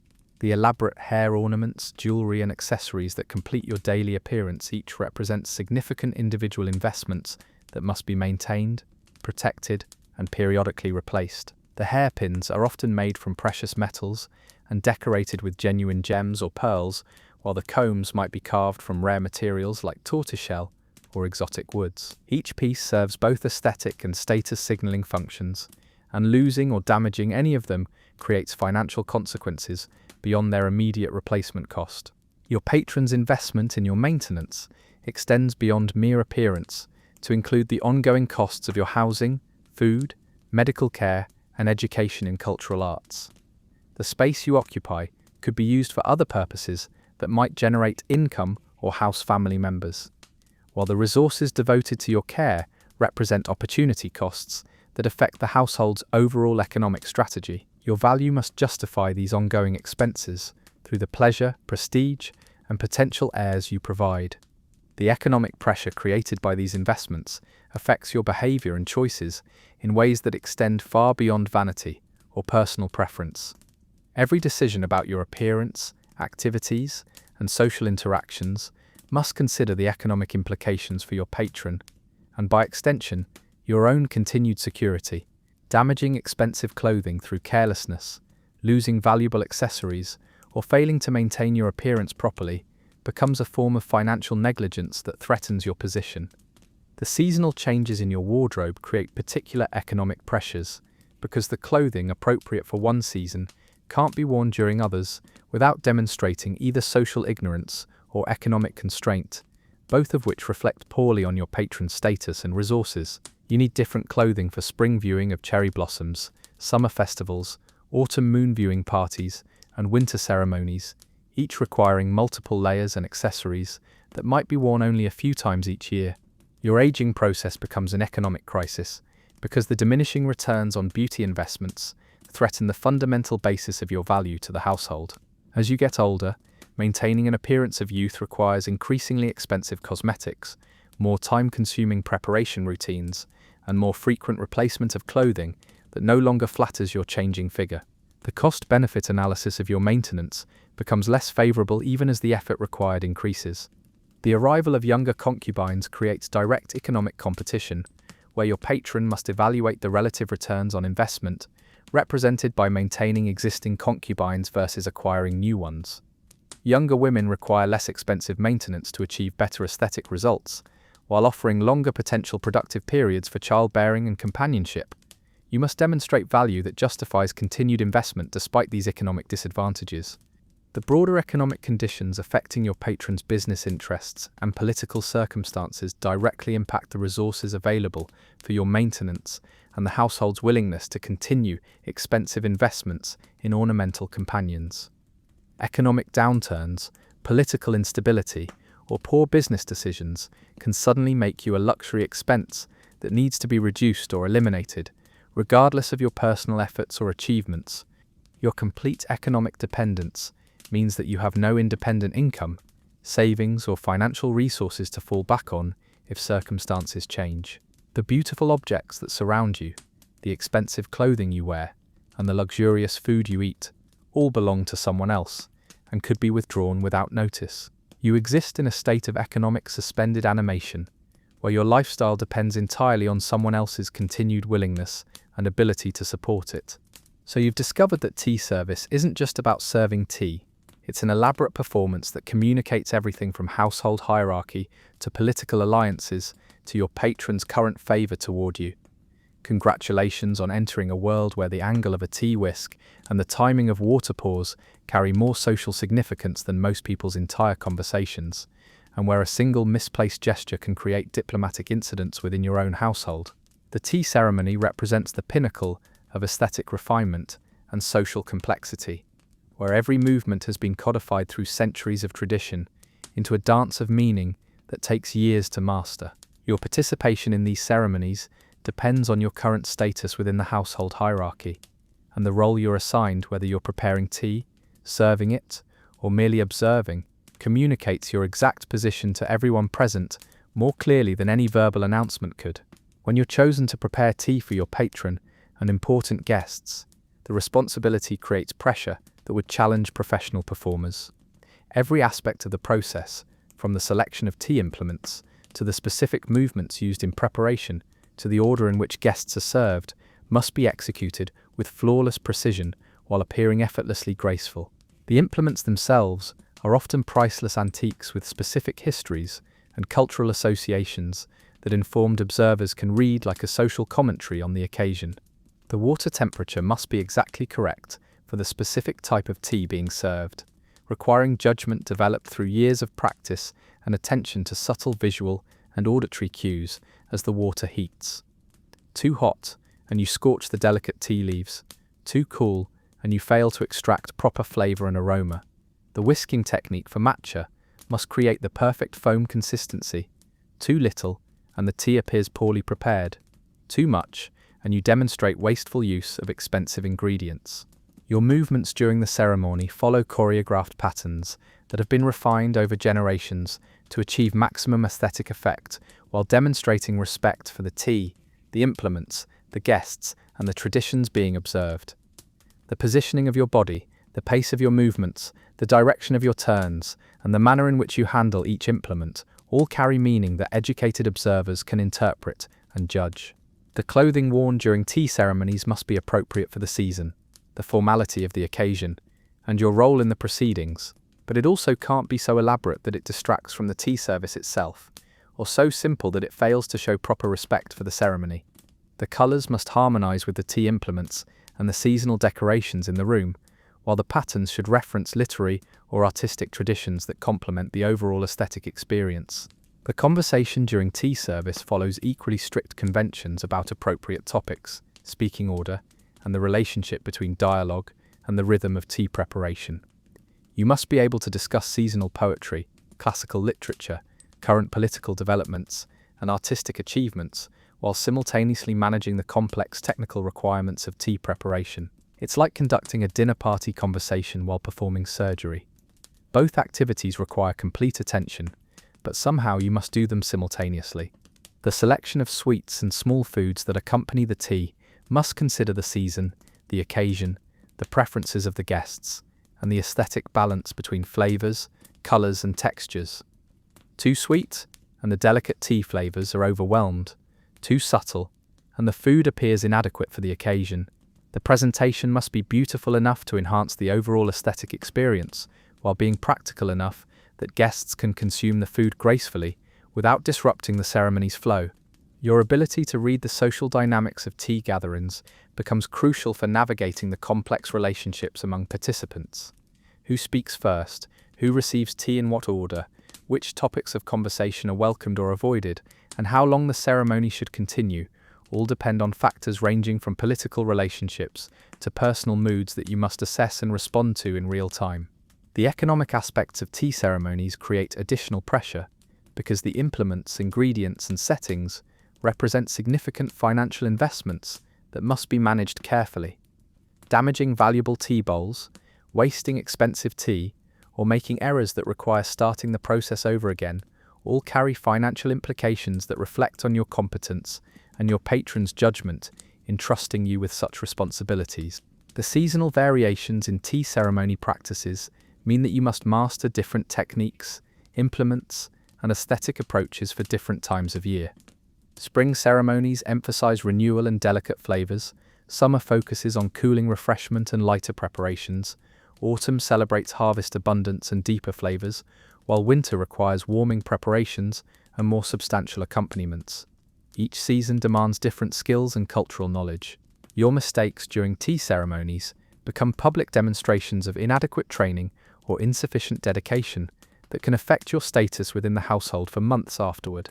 A poorly whisked tea, an inappropriate comment, or a clumsy movement doesn't just embarrass you personally, it reflects on your patron's household management and his judgment in selecting and training his concubines. Now that you've experienced the complex emotions surrounding potential pregnancy in your position, you understand that conception isn't just a personal biological event, it's a political development that affects household dynamics, succession planning, and your own security in ways that transform pregnancy from a natural process into a strategic operation with implications extending far beyond your individual experience. The awareness that you might be pregnant creates immediate changes in how you're treated by everyone in the household, even before the pregnancy is confirmed. Other concubines watch for signs that might indicate your condition, servants adjust their behavior based on rumors or speculation, and your patron's attention to your health and activities increases in ways that can be both protective and suffocating. Pregnancy becomes a public concern rather than a private experience. The early weeks of suspected pregnancy involve careful monitoring of your body for symptoms that must be interpreted by experienced women in the household who have been through the process before. Morning sickness, changes in appetite, breast tenderness, and missed menstrual periods all become subjects of collective analysis and discussion. Your privacy regarding your own body becomes even more limited as your reproductive function gains political significance. Once pregnancy is confirmed, your daily routine changes dramatically to prioritize the health and development of the potential heir you're carrying. Your diet becomes strictly regulated according to traditional beliefs about foods that enhance fetal development versus those that might cause harm. Certain activities are forbidden entirely, while others are required regardless of your personal comfort or preferences. You become a vessel for someone else's genetic legacy, rather than an autonomous individual. The gender of your developing child becomes a source of intense speculation and anxiety, because the political and economic implications vary dramatically depending on whether you produce a son or daughter. Male children represent potential heirs who can continue the family lineage and inherit property, while daughters are valuable primarily for the marriage alliances they might eventually facilitate. The pressure to produce a son affects every aspect of your pregnancy experience. Traditional methods for predicting fetal gender involve examining everything from the shape of your belly to your food cravings to the way you carry yourself during pregnancy. These predictions influence how you're treated during pregnancy and create expectations that affect your status regardless of their accuracy. If the predictions suggest a male child, your value and treatment improve accordingly, while predictions of a female child create disappointment that you must navigate carefully. The medical care you receive during pregnancy combines practical wisdom accumulated over generations with beliefs and practices that range from helpful to potentially dangerous. You might be required to consume specific herbs thought to strengthen the developing child, avoid others believed to cause complications, and engage in particular activities designed to influence the baby's character and abilities. Some of these traditions have genuine medical benefits, while others are based on superstitions that could be harmful. Your emotional state during pregnancy is considered crucial for the developing child's character and future success, creating pressure to maintain serenity and positive thoughts regardless of your actual feelings about your circumstances. Anxiety, sadness, or stress are seen as potentially harmful to the baby, so you must perform emotional stability while managing the very real fears and concerns that pregnancy brings in an era of high maternal and infant mortality rates. The other women in the household respond to your pregnancy in complex ways that reflect their own positions and interests. Some offer support and advice based on their experiences, while others may resent the attention and resources directed toward you during this time. Established mothers might mentor you through the process, while childless concubines might view your pregnancy as evidence of their own declining status. The political implications of your pregnancy extend beyond the immediate household to affect relationships with your birth family, your patron's business associates, and his political alliances. A successful pregnancy enhances your family's status and strengthens their connection to your patron's household, while pregnancy complications or loss reflect negatively on everyone involved. Your personal experience becomes intertwined with broader political and social considerations. The preparation for childbirth involves elaborate arrangements for the birthing room, selection of appropriate midwives, and gathering of materials and medicines thought necessary for a successful delivery. These preparations represent significant expense and effort that demonstrate the household's investment in the outcome, while creating additional pressure for you to justify these resources through a successful delivery. Your patron's involvement in your pregnancy varies depending on his personal attachment to you, his previous experiences with concubine pregnancies, and his current political and business concerns. Some men become more attentive during pregnancy, while others maintain distance to avoid emotional investment in an outcome that remains uncertain. His behavior toward you during pregnancy often predicts your future status, regardless of the pregnancy outcome. The possibility of complications or pregnancy loss creates constant anxiety that you must manage privately while maintaining the serene demeanor expected of pregnant women. Miscarriage, stillbirth, or maternal death during childbirth are common enough to be realistic concerns that affect your mental state throughout pregnancy. The awareness that pregnancy itself could be fatal adds another layer of complexity to what should be a joyful anticipation. So you've begun to notice that your daily existence requires a staggering amount of work that no one acknowledges as work, because it's performed by women and involves maintaining beauty, relationships, and household harmony rather than producing tangible goods or obvious economic value. Welcome to a world where your most essential contributions are so thoroughly invisible that even you sometimes forget how much effort they require. The physical maintenance of your appearance alone constitutes a full-time occupation that requires skills, knowledge, and consistent effort comparable to any professional craft. The daily application of makeup involves color theory, artistic technique, and manual dexterity that take years to master, while the creation and maintenance of your elaborate hairstyles require engineering skills and physical endurance that would challenge many people. Yet this work is considered natural feminine activity, rather than skilled labor deserving recognition or compensation. Your clothing maintenance represents another area of invisible labor that requires extensive knowledge and careful attention. You must understand the properties of different fabrics, appropriate storage techniques, seasonal care requirements, and repair methods that preserve the value and appearance of expensive garments. The daily process of selecting, arranging, and wearing your elaborate outfits involves logistical planning and physical coordination that most people would find exhausting, but it's considered simply getting dressed. The emotional labor required to maintain household harmony and manage complex interpersonal relationships represents perhaps the most demanding and undervalued aspect of your daily work. You must constantly monitor the moods, needs, and concerns of everyone around you while adjusting your own behavior to support their comfort and success. Reading social situations, anticipating problems, and facilitating smooth interactions between people with conflicting interests requires psychological skills that are rarely acknowledged as legitimate expertise. Your role in managing your patron's emotional well-being involves providing companionship, entertainment, and comfort that helps him manage the stresses of his professional and political responsibilities. You must be available when he needs support, while remaining invisible when he doesn't. Provide stimulating conversation without challenging his authority, and offer affection that appears genuine regardless of your actual feelings. This emotional support work is essential for his continued success, but it's taken for granted rather than valued as the skilled service it represents. The cultural labor you perform through your artistic accomplishments, poetry, music, artistic creation, and cultural knowledge represents years of education and ongoing practice that maintains and transmits cultural traditions. Your performances provide entertainment and demonstrate your household's cultural sophistication, while your knowledge of classical literature and artistic traditions contributes to important social and business relationships. This intellectual work is dismissed as feminine accomplishment rather than recognized as cultural preservation and creation. The social labor involved in maintaining household relationships and managing conflicts between different members requires diplomatic skills that would be valuable in any political or business context. You must negotiate between competing interests, facilitate communication between people who can't address issues directly, and maintain alliances that support household stability and success. These relationship management skills are crucial for the household's functioning, but are considered natural feminine intuition rather than learned professional capabilities. Your contribution to household economic success through your role in entertaining guests, facilitating business relationships, and enhancing your patron's social status represents significant value that isn't calculated in traditional economic terms.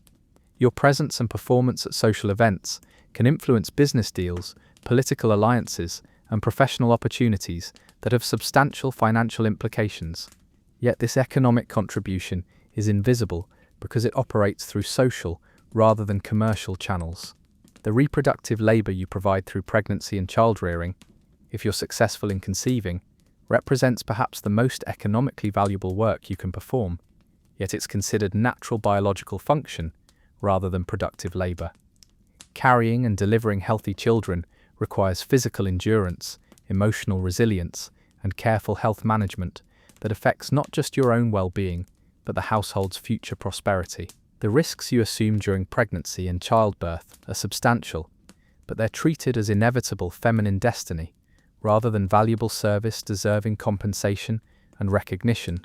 The domestic knowledge you acquire and apply in managing daily household operations, understanding seasonal requirements, coordinating with servants, managing resources, and maintaining standards, represents expertise that ensures the household functions efficiently and effectively.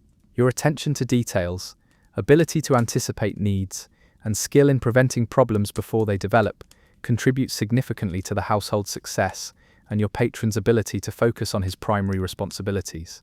The educational labor you provide in training younger concubines or family members in appropriate behavior, cultural knowledge, and social skills represents teaching work that preserves and transmits important knowledge.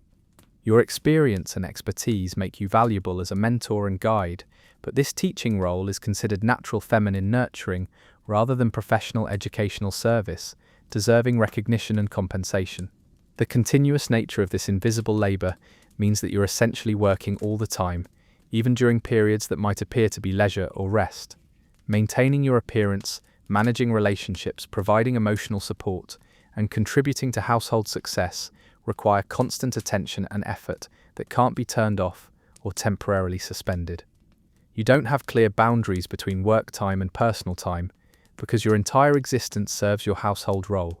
The psychological impact of performing essential work that receives no recognition or economic value creates a sense of unreality about your own contributions and worth. You know that your work is valuable and necessary, but the lack of acknowledgement makes you question whether your efforts matter or whether you're imagining the difficulty and importance of what you do daily. Now that you've lived within the physical boundaries of the household compound for several years, you're beginning to understand how space itself becomes a form of control that shapes your possibilities, relationships, and sense of self in ways that extend far beyond mere architectural design. Welcome to a world where every room, corridor, and garden area carries meaning about power, status, and permission that determines not just where you can go, but who you can become. The household compound operates as a carefully designed system of spaces that enforce social hierarchies through physical arrangement and access restrictions. Your position within this spatial hierarchy determines everything from the size and location of your quarters to the routes you're allowed to take through the building to the areas where you're permitted to spend time. Each space has its own rules, purposes, and social significance that you must navigate while maintaining appropriate behavior for each location. Your personal quarters represent the only space over which you have any control, yet even this private area reflects your status within the household hierarchy and can be modified or relocated based on changing circumstances. The size, location, furnishings, and decorative elements of your room communicate your current standing to visitors while providing the basic necessities for your daily routine. The proximity to your patron's quarters, the quality of the view from your windows, and the privacy level of your location all carry social meaning that affects how others treat you. The common areas where concubines are allowed to gather follow strict protocols about seating arrangements, conversation topics, and appropriate activities that reflect and reinforce the hierarchy among women in the household. Who sits where, who speaks first, who serves tea, and who chooses the entertainment all communicate power relationships that extend beyond these social gatherings to affect access to resources, information, and opportunities for advancement. The formal reception areas where you might be called to entertain guests or participate in ceremonial functions represent spaces where your behavior becomes a reflection of your patron's status and judgment. Your knowledge of appropriate deportment in these spaces, ability to contribute appropriately to conversations, and skill in enhancing rather than detracting from the overall social atmosphere directly affect your value to the household and your continued security.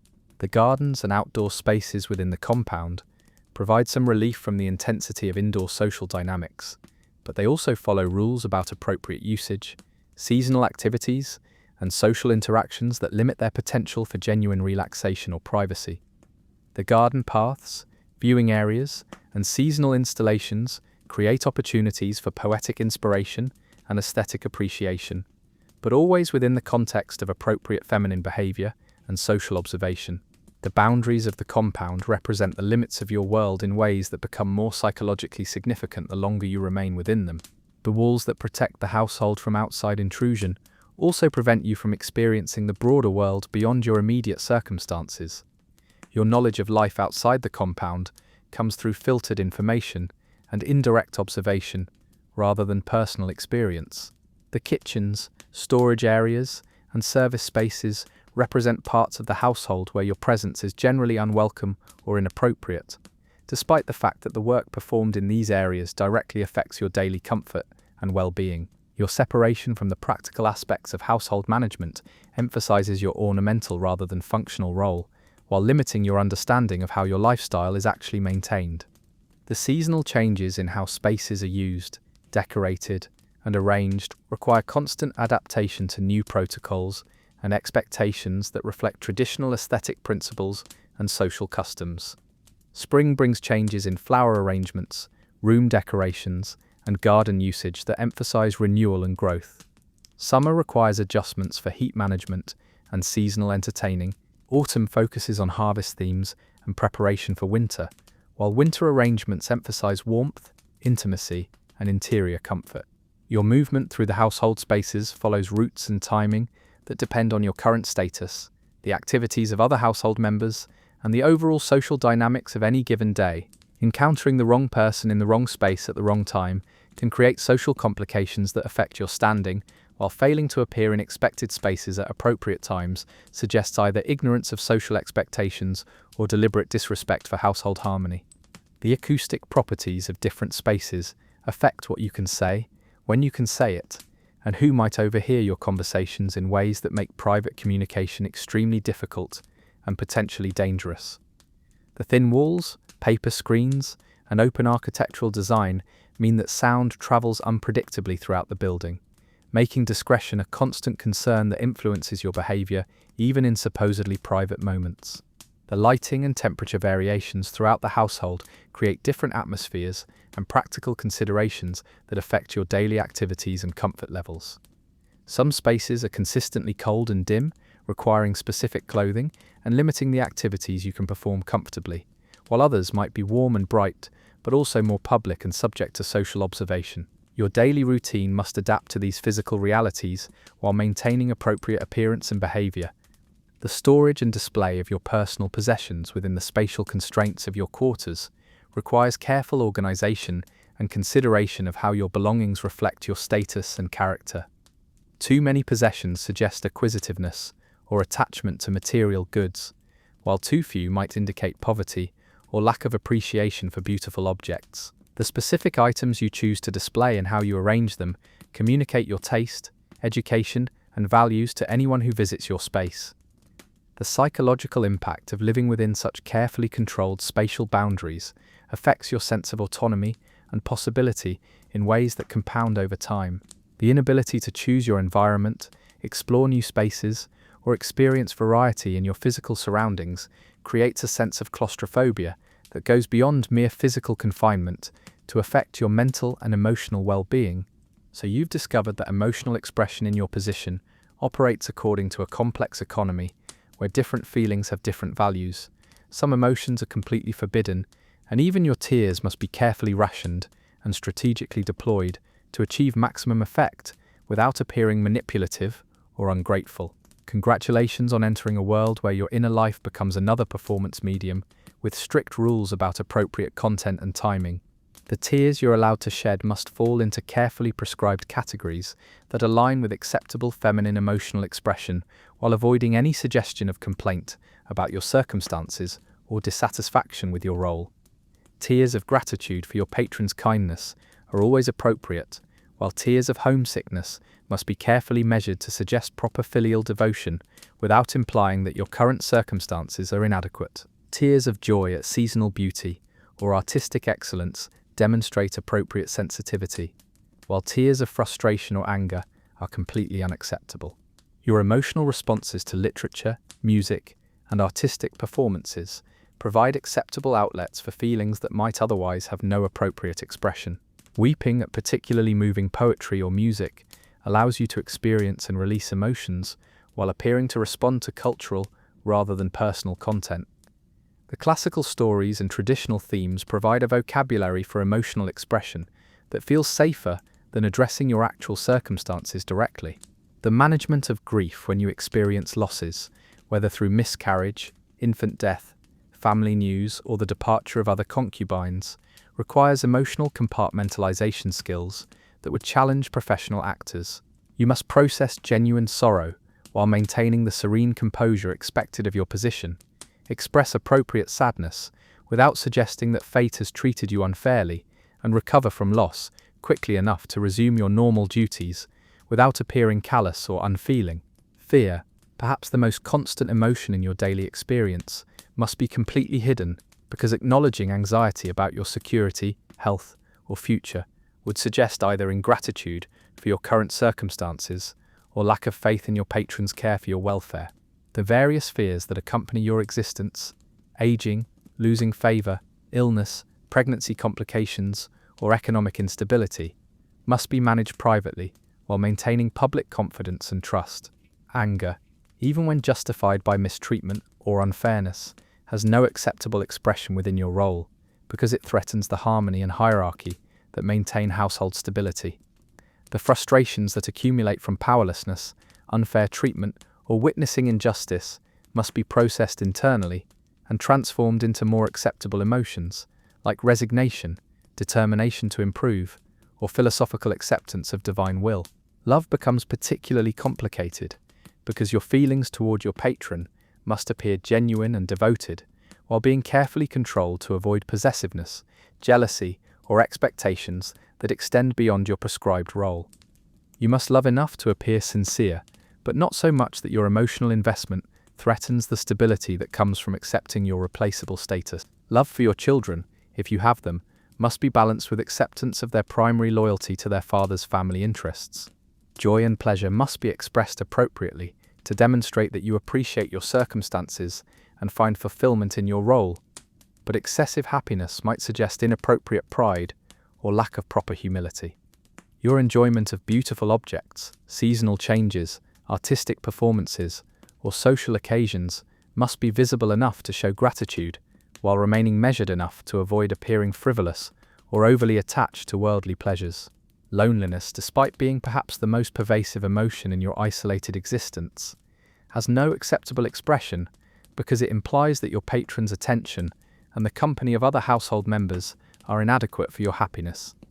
The profound isolation that comes from being surrounded by people with whom you can't communicate honestly must be processed privately, while maintaining an appearance of social satisfaction and emotional fulfillment.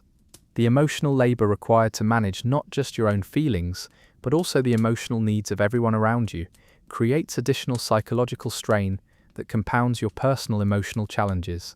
You must be sensitive to your patron's moods while hiding your own, responsive to other women's emotional needs while suppressing your own requirements for support, and available for the emotional support of household members while having no legitimate outlet for your own emotional processing. The seasonal expectations for emotional expression follow traditional patterns that associate different feelings with different times of year, regardless of your actual emotional state. Spring requires optimism and appreciation for renewal. Summer demands contentment and peaceful satisfaction. Autumn calls for melancholy appreciation of transient beauty, while winter expects quiet acceptance and introspective gratitude. Your genuine emotions must be fitted into these seasonal frameworks or hidden entirely. The physical symptoms of suppressed emotional expression, headaches, digestive problems, muscle tension, fatigue, and various stress-related ailments, must be managed without acknowledging their emotional origins, because doing so would suggest psychological weakness or inability to properly fulfill your role. The toll that constant emotional performance takes on your physical health becomes another aspect of your experience that must be hidden or reframed as unrelated medical issues. The development of emotional numbness as a survival strategy creates its own complications because the same mechanisms that protect you from painful feelings also diminish your capacity for genuine joy, love, and satisfaction. The emotional walls you build to cope with powerlessness and loss also limit your ability to experience the positive aspects of your circumstances fully, creating a grey emotional landscape that lacks both intense suffering and genuine happiness. Your emotional authenticity becomes increasingly difficult to access as the performance requirements of your role reshape your internal emotional patterns to match external expectations. After years of expressing only appropriate emotions, you might find it difficult to identify your genuine feelings or separate authentic responses from learned emotional habits that serve your survival needs rather than your personal psychological health. Now that you've lived in this carefully controlled environment for years, you're beginning to understand how memory itself becomes restructured by your circumstances, with some experiences privileged for preservation, while others are systematically forgotten or reframed to maintain psychological stability within your constrained existence. Welcome to a world where remembering and forgetting become survival skills rather than natural cognitive processes. Your memories of life before becoming a concubine undergo constant editing as you adapt to your current circumstances and the need to find meaning and contentment within them. The freedom of choice you once had, deciding what to eat, when to sleep, where to go, whom to spend time with, becomes increasingly difficult to recall, clearly because dwelling on lost autonomy threatens your ability to function effectively in your current role. These memories fade not through natural forgetting, but through emotional necessity.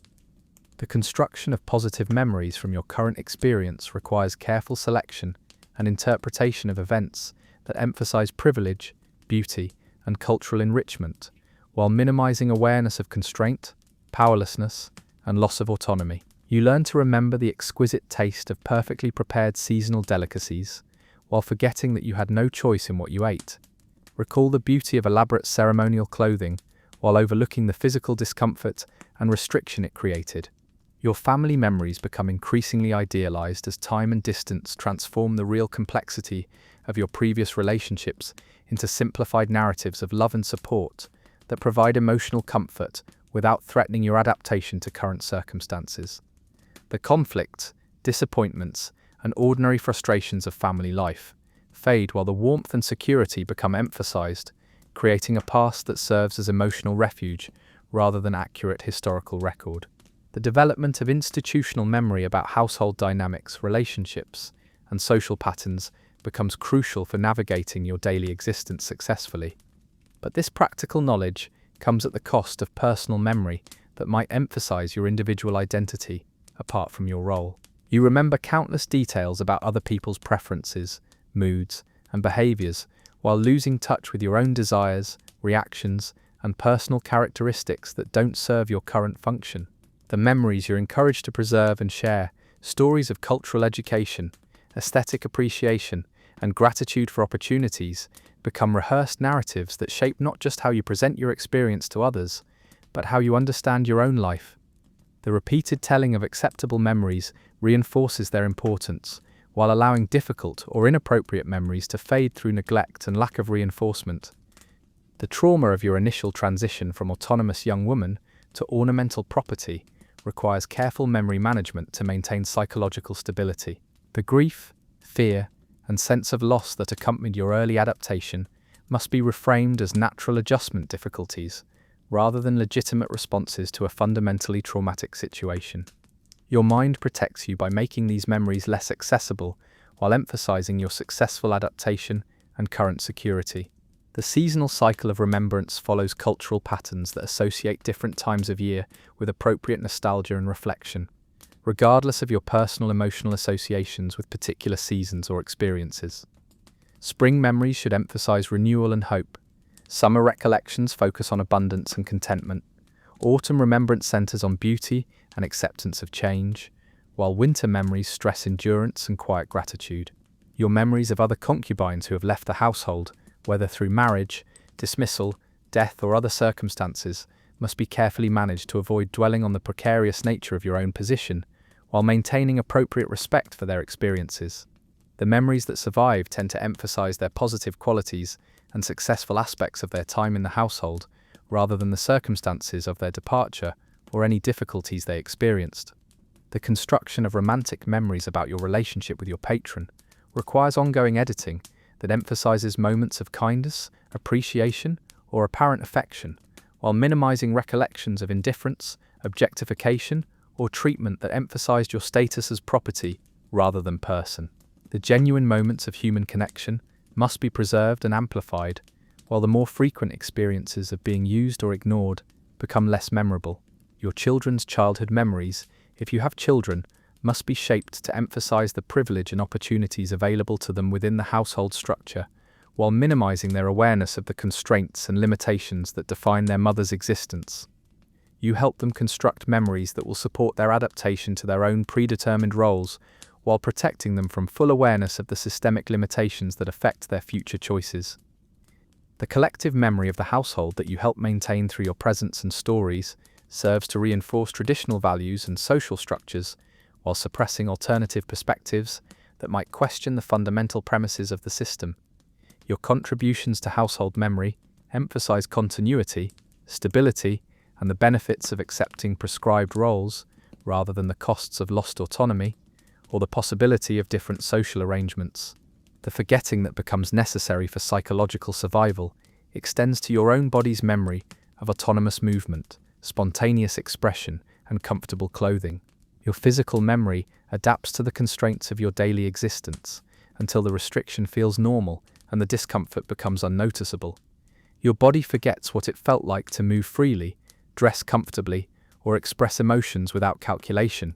The development of selective amnesia about experiences that don't fit the narrative of grateful contentment becomes an unconscious process that protects your mental stability while limiting your ability to maintain perspective on your circumstances. The systematic forgetting of moments of despair, rage, or desperate longing helps you function day to day, while potentially disconnecting you from authentic emotional responses that might motivate change if change were possible. Your memory of dreams and aspirations from before your current circumstances becomes increasingly vague and unreal, not because they were unimportant, but because maintaining clear recollection of abandoned possibilities would make your current adaptation psychologically impossible. The person you might have become in different circumstances exists only as a shadowy alternative self that occasionally surfaces in dreams or unguarded moments. The creation of false memories that support your adaptation and contentment happens so gradually and naturally that you might not notice the process of reconstructing your own experience to align with psychological necessity. Moments of kindness become more significant in memory than they were in reality, while experiences of humiliation or objectification fade until they seem less important than they actually were to your emotional development. So you've discovered that health and illness in your position exist within a complex ecosystem where your physical well-being serves multiple functions beyond personal comfort, where symptoms carry social meanings that affect your status, and where medical treatment reflects your value to the household rather than your intrinsic worth as a human being. Welcome to a world where even your body's natural processes become political statements about your fitness for your role.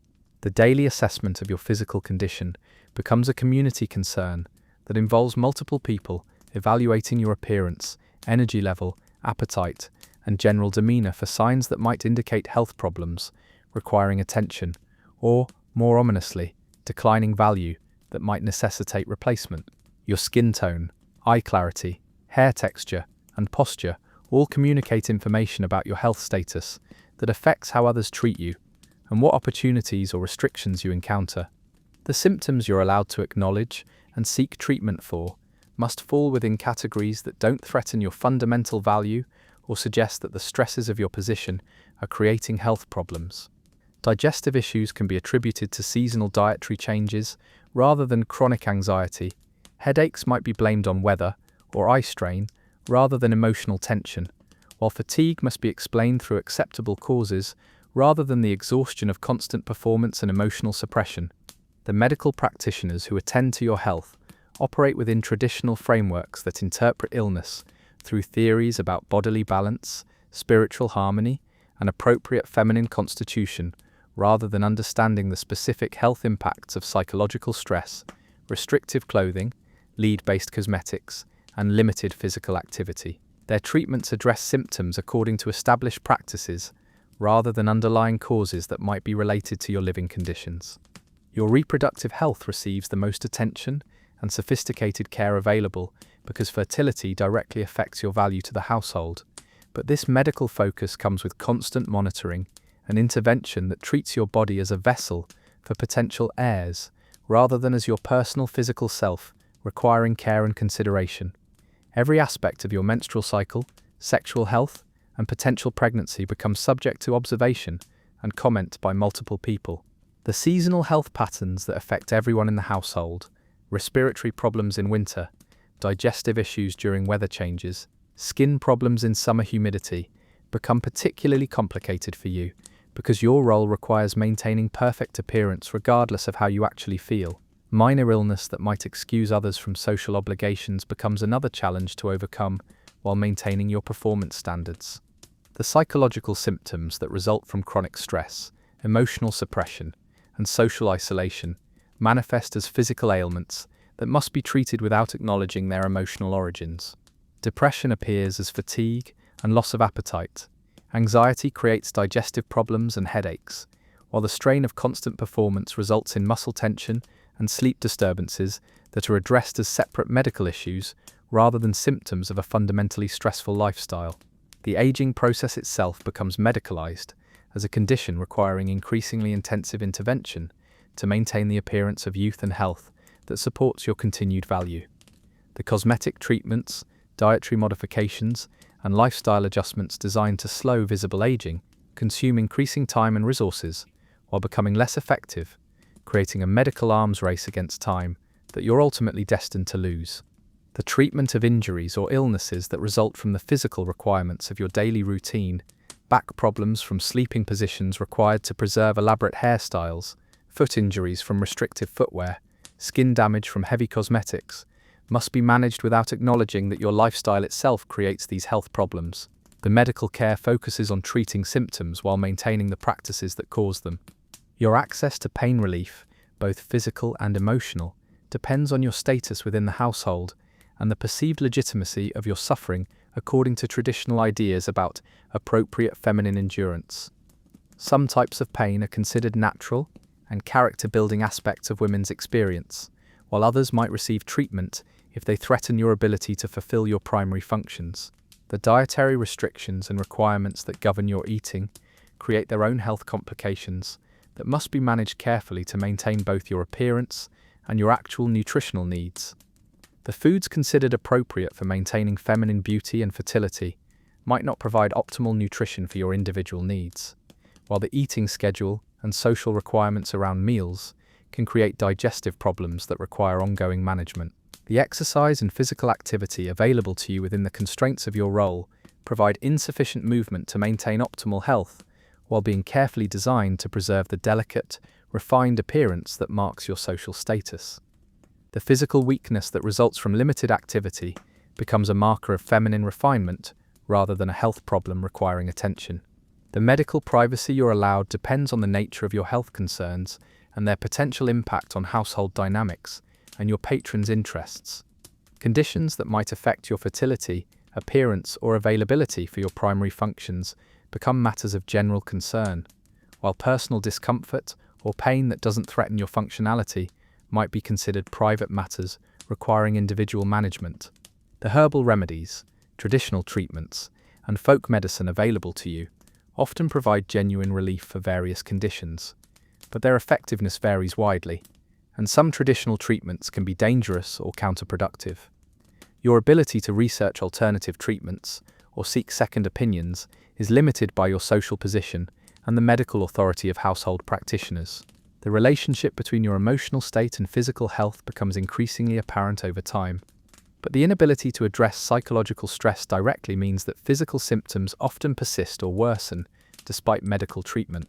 The cycle of emotional suppression creating physical problems that receive medical attention while the underlying emotional causes remain unaddressed creates ongoing health challenges that compound over time. Now that you've spent years perfecting the complex calculations required to demonstrate appropriate levels of affection, gratitude, and devotion while avoiding the dangers of appearing possessive, entitled, or insufficiently grateful, you understand that love itself becomes a carefully measured commodity where too much is as dangerous as too little. Welcome to a world where your emotions must be precisely calibrated to maintain the delicate balance between sincerity and self-preservation. The expression of devotion toward your patron requires mathematical precision that would challenge professional accountants, as you must demonstrate enough attachment to appear genuinely invested in the relationship, while avoiding the possessiveness that might threaten his autonomy or suggest that you consider yourself irreplaceable. Too little affection suggests ungrateful coldness, while too much implies presumptuous claims on his attention and emotional investment that exceed your authorized role. Your gratitude for your circumstances must be constantly performed through precise measurements of appreciation that acknowledge every privilege and advantage, while never suggesting that these benefits come at any personal cost or that alternative arrangements might be preferable.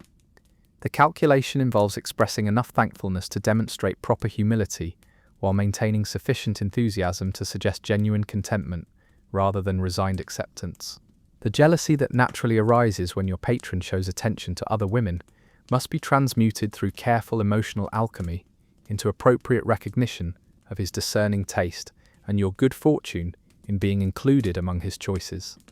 The mathematical conversion of possessive feelings into grateful acknowledgement of shared privilege requires psychological skills that transform potentially destructive emotions into socially acceptable responses.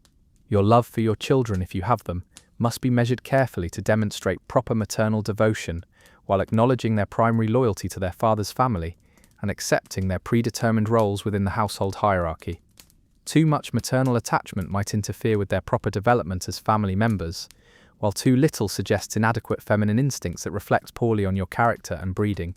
The loyalty you demonstrate toward the household and its interests requires ongoing calculation to balance personal feelings with institutional obligations, individual relationships with collective harmony, and private preferences with public requirements. Your devotion must appear natural and heartfelt while serving the practical function of maintaining household stability and supporting your patron's broader interests. The measurement of appropriate response to your patron's moods and circumstances requires constant recalibration based on shifting factors that affect the household's emotional and political climate. When he's successful and happy, your celebration must be enthusiastic enough to share his joy, while remaining modest enough to avoid claiming credit for his achievements. When he faces difficulties, your support must be substantial enough to provide comfort, while being careful not to overstep boundaries or offer advice that exceeds your authorized involvement in his affairs. Your affection for other women in the household must navigate complex equations that balance friendship with competition, solidarity with hierarchy, and genuine care with strategic alliance building. The mathematics of female relationships in your circumstances involves calculating the potential benefits and risks of different levels of emotional investment in relationships that might change suddenly based on factors beyond your control. The devotion you maintain toward your birth family requires careful measurement to demonstrate proper filial piety, while accepting that your primary loyalties now belong to your patron's household. Too much attachment to your original family suggests divided loyalty, while too little implies ingratitude toward those who raised you and made possible your current advantageous circumstances. Your spiritual devotion and religious observance must be calculated to demonstrate appropriate piety and moral character, while avoiding any religious enthusiasm that might distract from your primary duties or suggest that spiritual concerns take precedence over household obligations. The mathematical balance between worldly and spiritual devotion requires constant adjustment to maintain acceptable proportions. The romantic feelings that develop toward your patron must be carefully calibrated to enhance your value as a companion, while avoiding the presumption that your emotional investment creates reciprocal obligations or permanent claims on his affection. Your love must be given freely without expectation of return, demonstrated consistently without becoming burdensome, and maintained regardless of how it's received. The patriotic devotion expected toward your patron's political interests and social class requires mathematical conversion of any personal political opinions into appropriate support for positions and policies that serve his circumstances.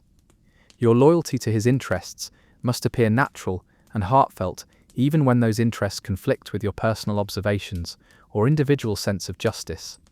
The seasonal variations in expected emotional expression require ongoing recalculation of appropriate devotion levels based on traditional patterns that associate different times of year with different types of feeling and demonstration. Spring devotion emphasizes renewal and fresh appreciation. Summer focuses on contentment and peaceful satisfaction. Autumn requires melancholy acknowledgement of life's transience, while winter calls for quiet, enduring loyalty through difficult periods.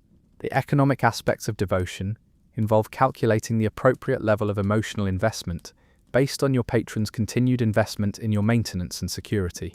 Your devotion must justify the resources spent on your care, while avoiding any suggestion that these emotional returns constitute payment for services or create obligations for continued support. The physical expression of devotion through your presence, attention, and availability must be measured to provide consistent accessibility without appearing demanding or presumptuous about your importance in his daily routine.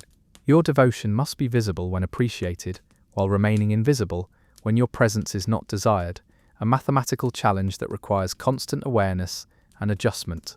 The long-term sustainability of measured devotion requires emotional reserves that allow you to maintain appropriate levels of affection and gratitude, regardless of how these feelings are received or reciprocated. The mathematics of emotional endurance involves calculating how much authentic feeling you can invest, while protecting enough of yourself to survive potential disappointment, rejection, or replacement.